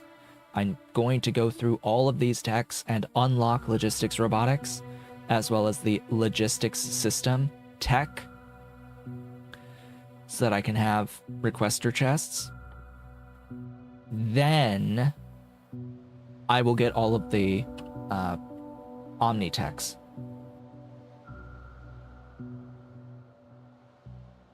Am I already warehousing rails? No. I could do that. Should do that. They do take a while to make. So I should rail, is what's been said here. I should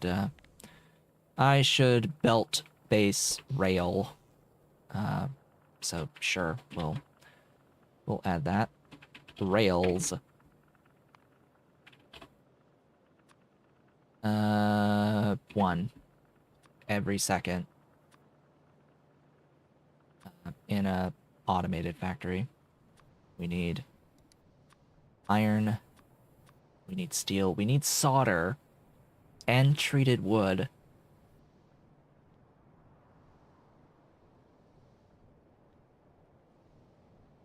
That's a lot of solder. At 15! At 10 lead and 5 tin.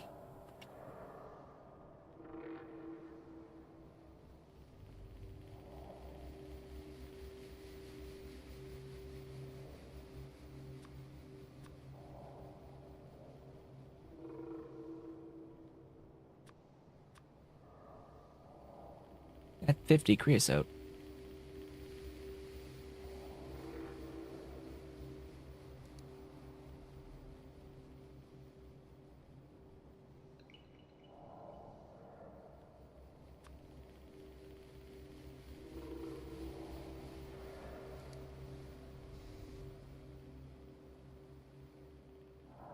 Alright, solder line. Uppies we go.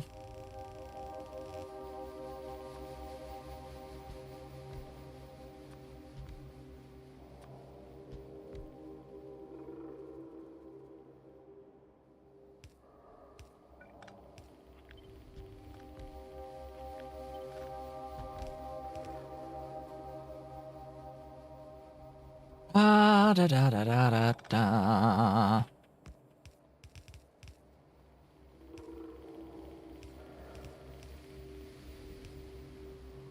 Iron.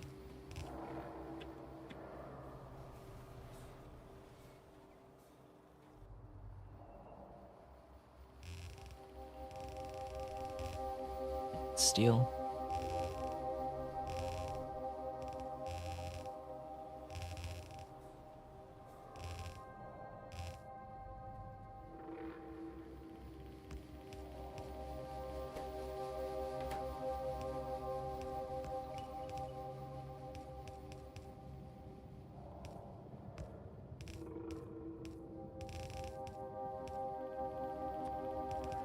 Power. That leaves treated wood and stone. I will local produce stone. Somewhere I should have a thing I can copy paste.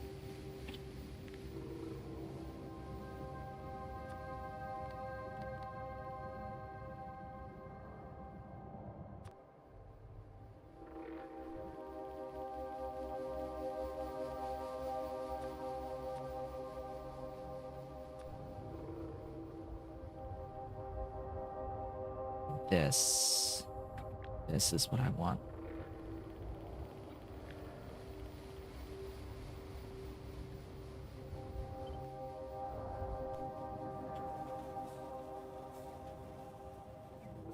This is actually what I want. And yes, it does use one of these. And I don't want to...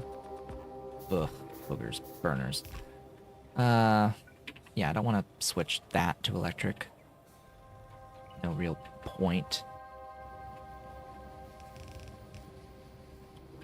Thingies. Yeah, so... Here's the dealio. We've got plenty of places where we can mine, including one that's down here. Oh, that's further away than I thought it was. How much per second? Ah!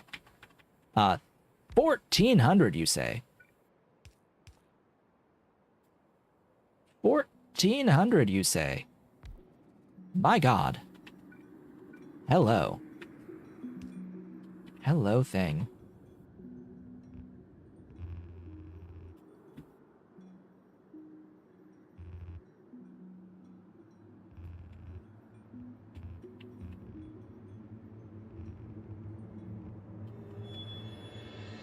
All right, then.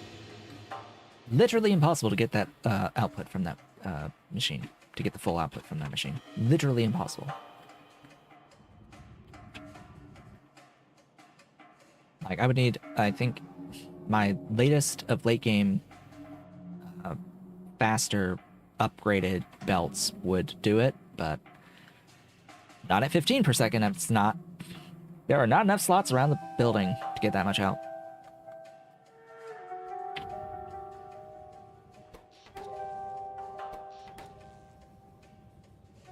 So that's stone.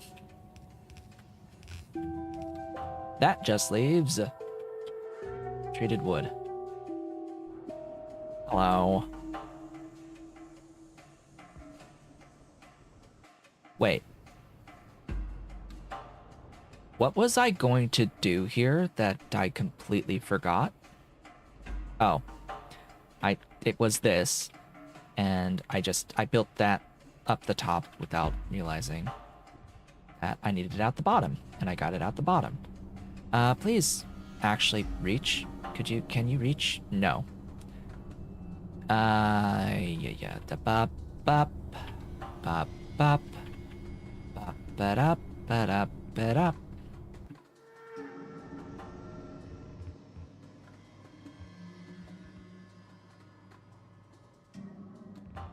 not one belt, but, you know, at least within enough to surround the warehouse. I have to go right.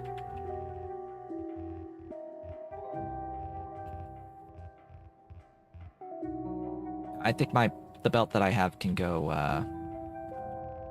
4 or something. What's the, ultimate? What do you go? 450 items per second on the most ultimate of belts. And that's going to load into this guy.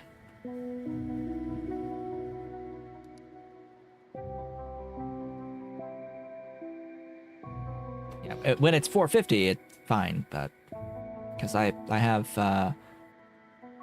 what if I move the thing so it's only mining on the end, I could end up with another 2 spaces on this. But even then, it's like, okay, well, that's what, 9, I think? 9 by 9 by 9 plus 7 max. 34 slots. 34 slots, and then we've got 1,400 here divided by 34, so the belt would need to be at least 41. So a blue belt, if it was all blue, standard blue loaders, it could get it, but you know, I like things fast. I like fast belts. It's fewer if it's faster. Fewer entities if it's faster.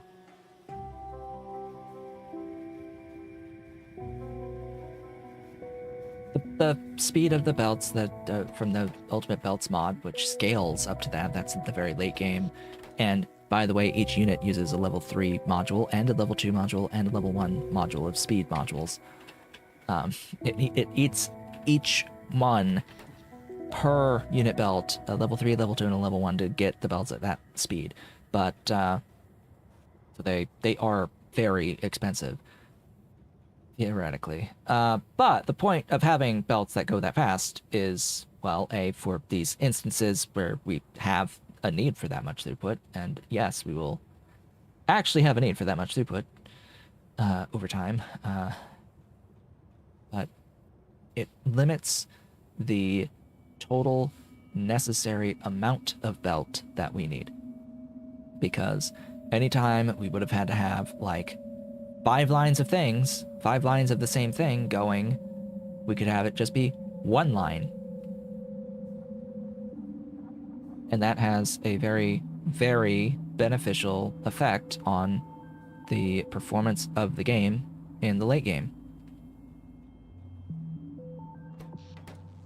A lot of what I do and how I build and the mods that I use, all of it is based around what I know is coming and how I know the game will not perform in the late game.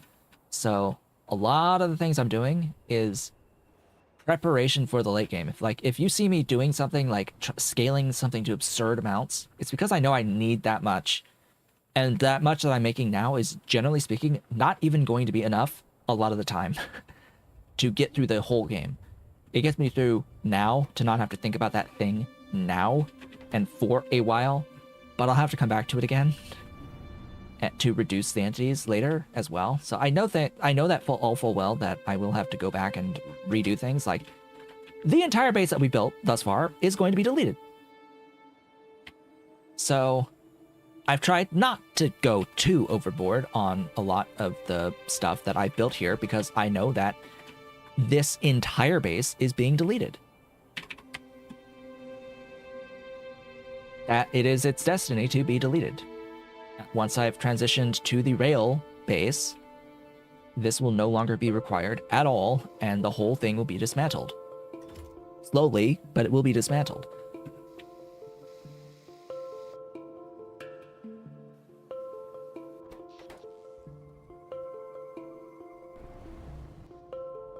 Because the main bus is a hell of a lot of entities that I don't want to have sticking around into the late game. I don't want the main bus eating my performance when I don't need it anymore, you know?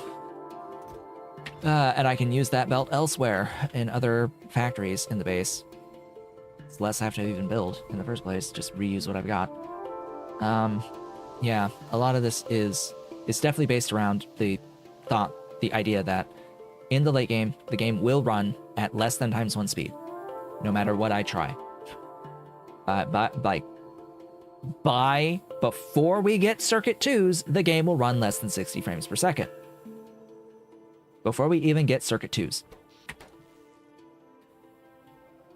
A lot of what I do is under this assumption that that's what is going to happen, how the game is going to perform, and I need to do my very best to try to make it so that it's not as big of a hassle to deal with, and that it's as delayed as possible. Trying to delay the inevitable as best I can, but when it comes to Omni, my biggest fear of running Omnimatter is that it's adding a whole bunch of necessary infrastructure, which is going to hasten the impact of the game performance, like dying. Just, it'll die sooner than it would otherwise. Because I have to have all this extra infrastructure to get the, to process the ores, to get my ores.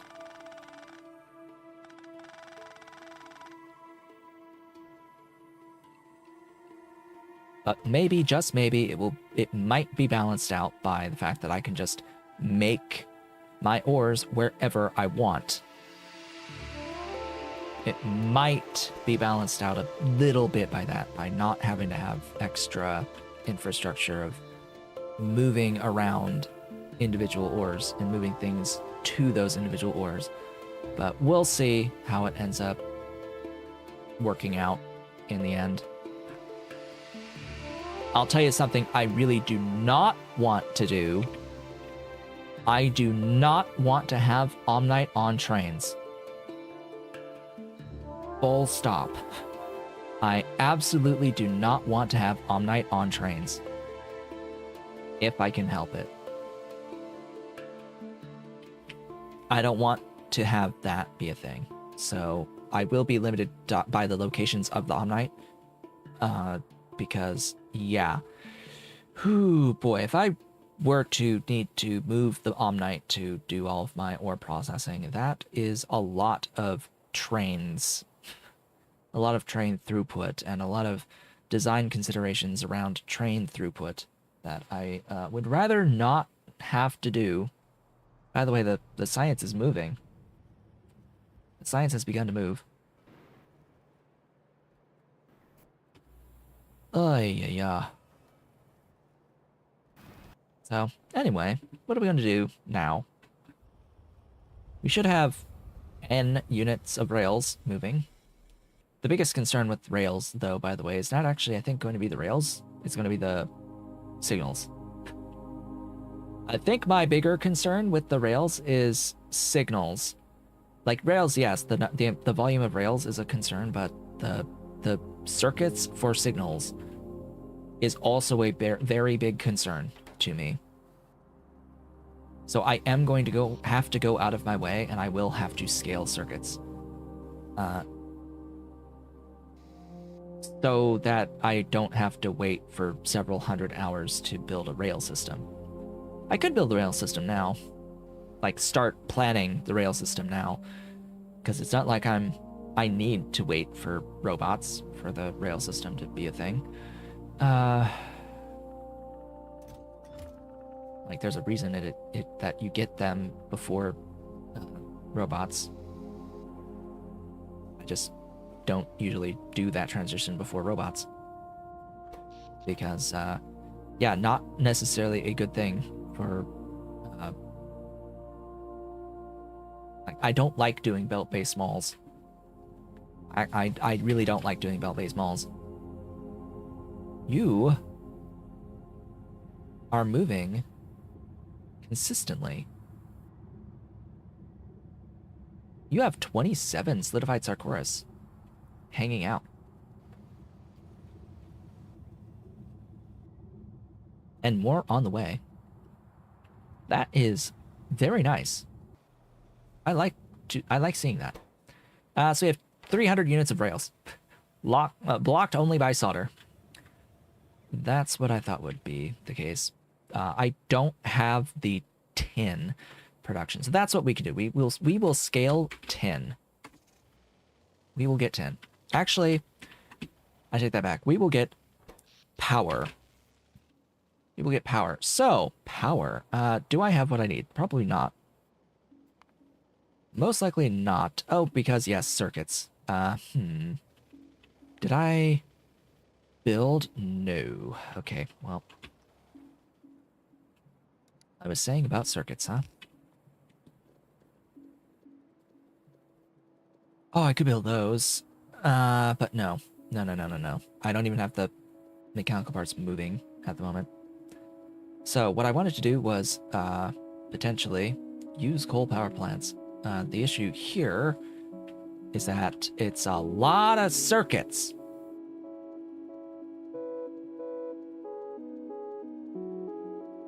And a setup that does this is also going to need heat exchangers with high pressure steam turbines.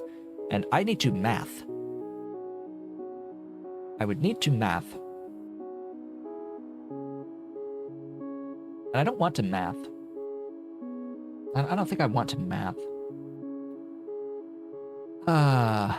So. Though I know that it's more efficient.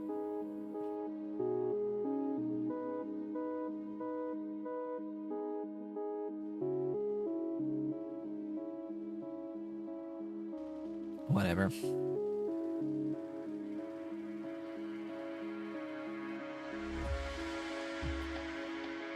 I think for now we're gonna stick with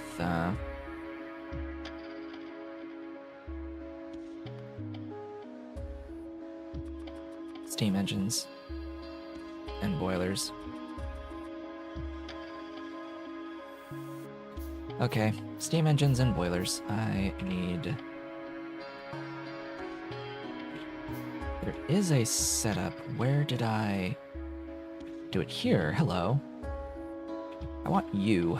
That's a lot of burners. So step 1 is power, step 2 is tin.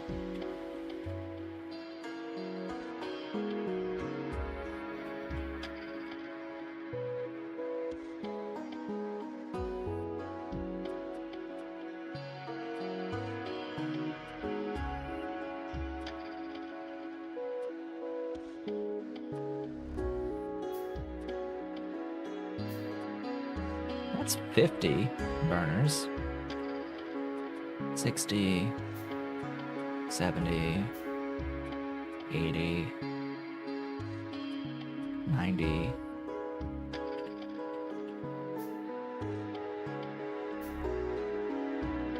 Then it's steel locked.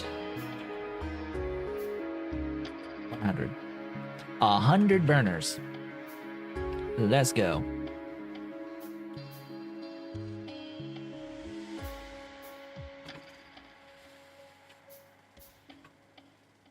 Okay. You eat 60 burners.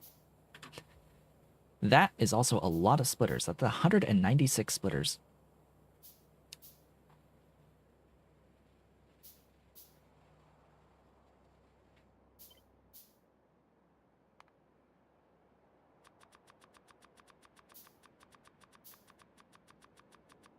So I'll make a few of those as well. Couple hundo. And I'm going to need to figure out a location I would like this to live. It does not necessarily matter where. I'll plonk it there.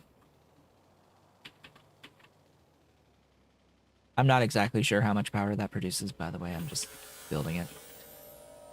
Just more. The idea is more.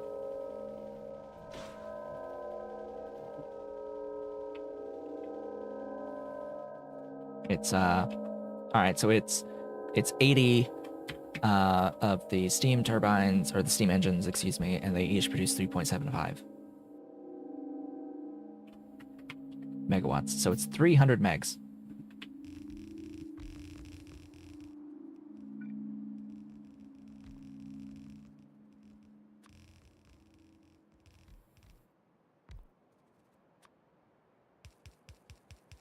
In case you were wondering why I need so much throughput of stuff, that is why.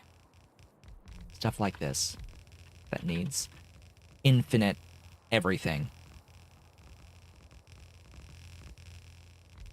But hey, 300 megs is 300 megs. Is great.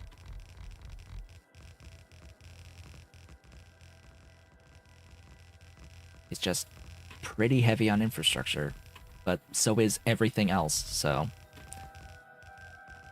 like, it doesn't matter. Everything is going to be heavy on infrastructure cost. Even if it would end up being fewer entities doing other methods, but it'd be more expensive than this. I may as well use the performance as I have it for now. I will replace this once I have sufficient production in order to get the other better processes going. Like, I would like to actually exclusively be using tidal power. That's what I would prefer. I would prefer exclusively tidal. I would like to have water fill. I would like to unlock water fill, build water fill, which I have set to easy, by the way, so I don't have to build dynamite for it. Really, I don't have enough boilers. Cool. Give me boilers.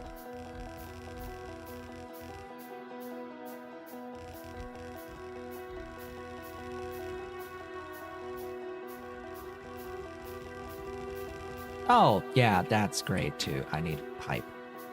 Please be close enough to grab pipe. Can't reach. Of course. Reach from here.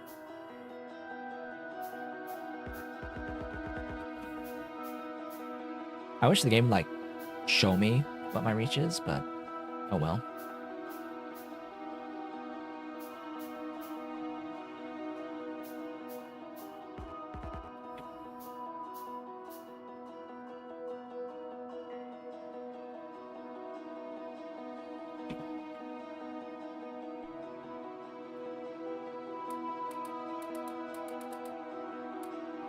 There.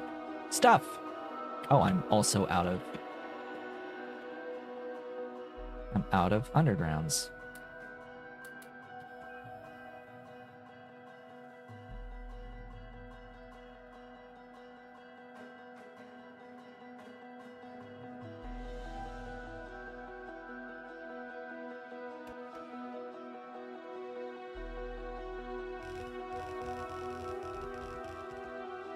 Alright, build all this.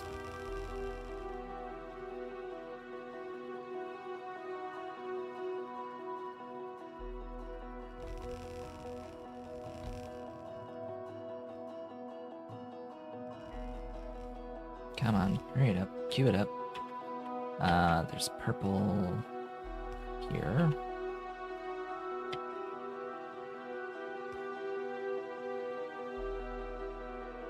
Any important purple ghost entities? No. Okay. Hook up to main. And then this needs stacking, so I have to, like...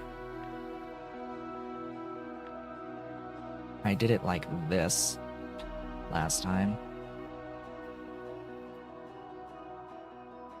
So I just have to, like, do something similar.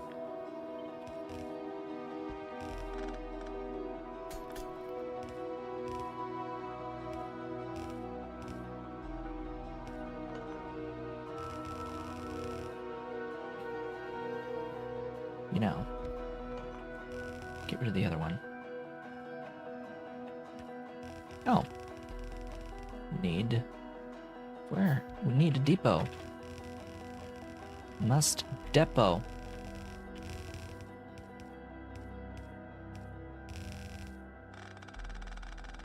So everything's off a tile. 2.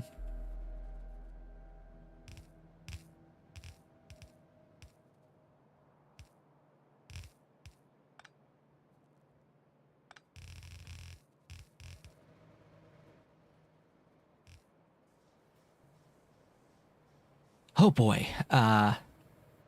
Yeah. So that's a thing.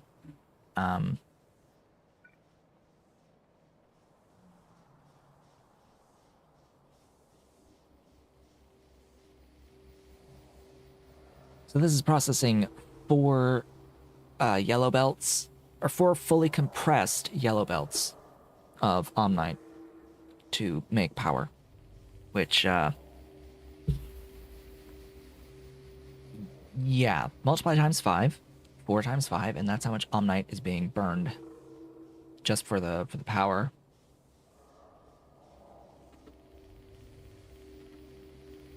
Times, 15 per belt, so that's 300 Omnite per second. Getting it consumed just on the power, and then a bit more on the burning of the ash. And take some time to fully spin up, get the full stacks in the buildings. But yeah, plus 300 megawatts. Ain't that grand? That should solve any issues for the moment. Speaking of, 10 more. What processes do we have access to? Grade 1. Okay. Good to know. Not that way. Not interested in that way. Not now, anyway. So, yeah, the reason why I switched power was, or added power was because, yeah, boiling for 10. I want 15. I want 5.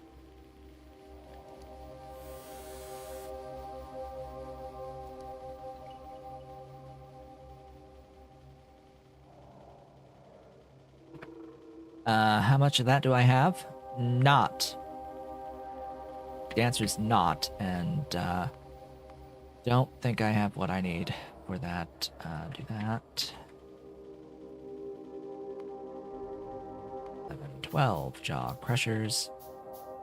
12 jaw crushers crushing. 18 automated screeners. Screening. That's 5. And then the big problem. Circuits. Hello again, circuits. Being an issue.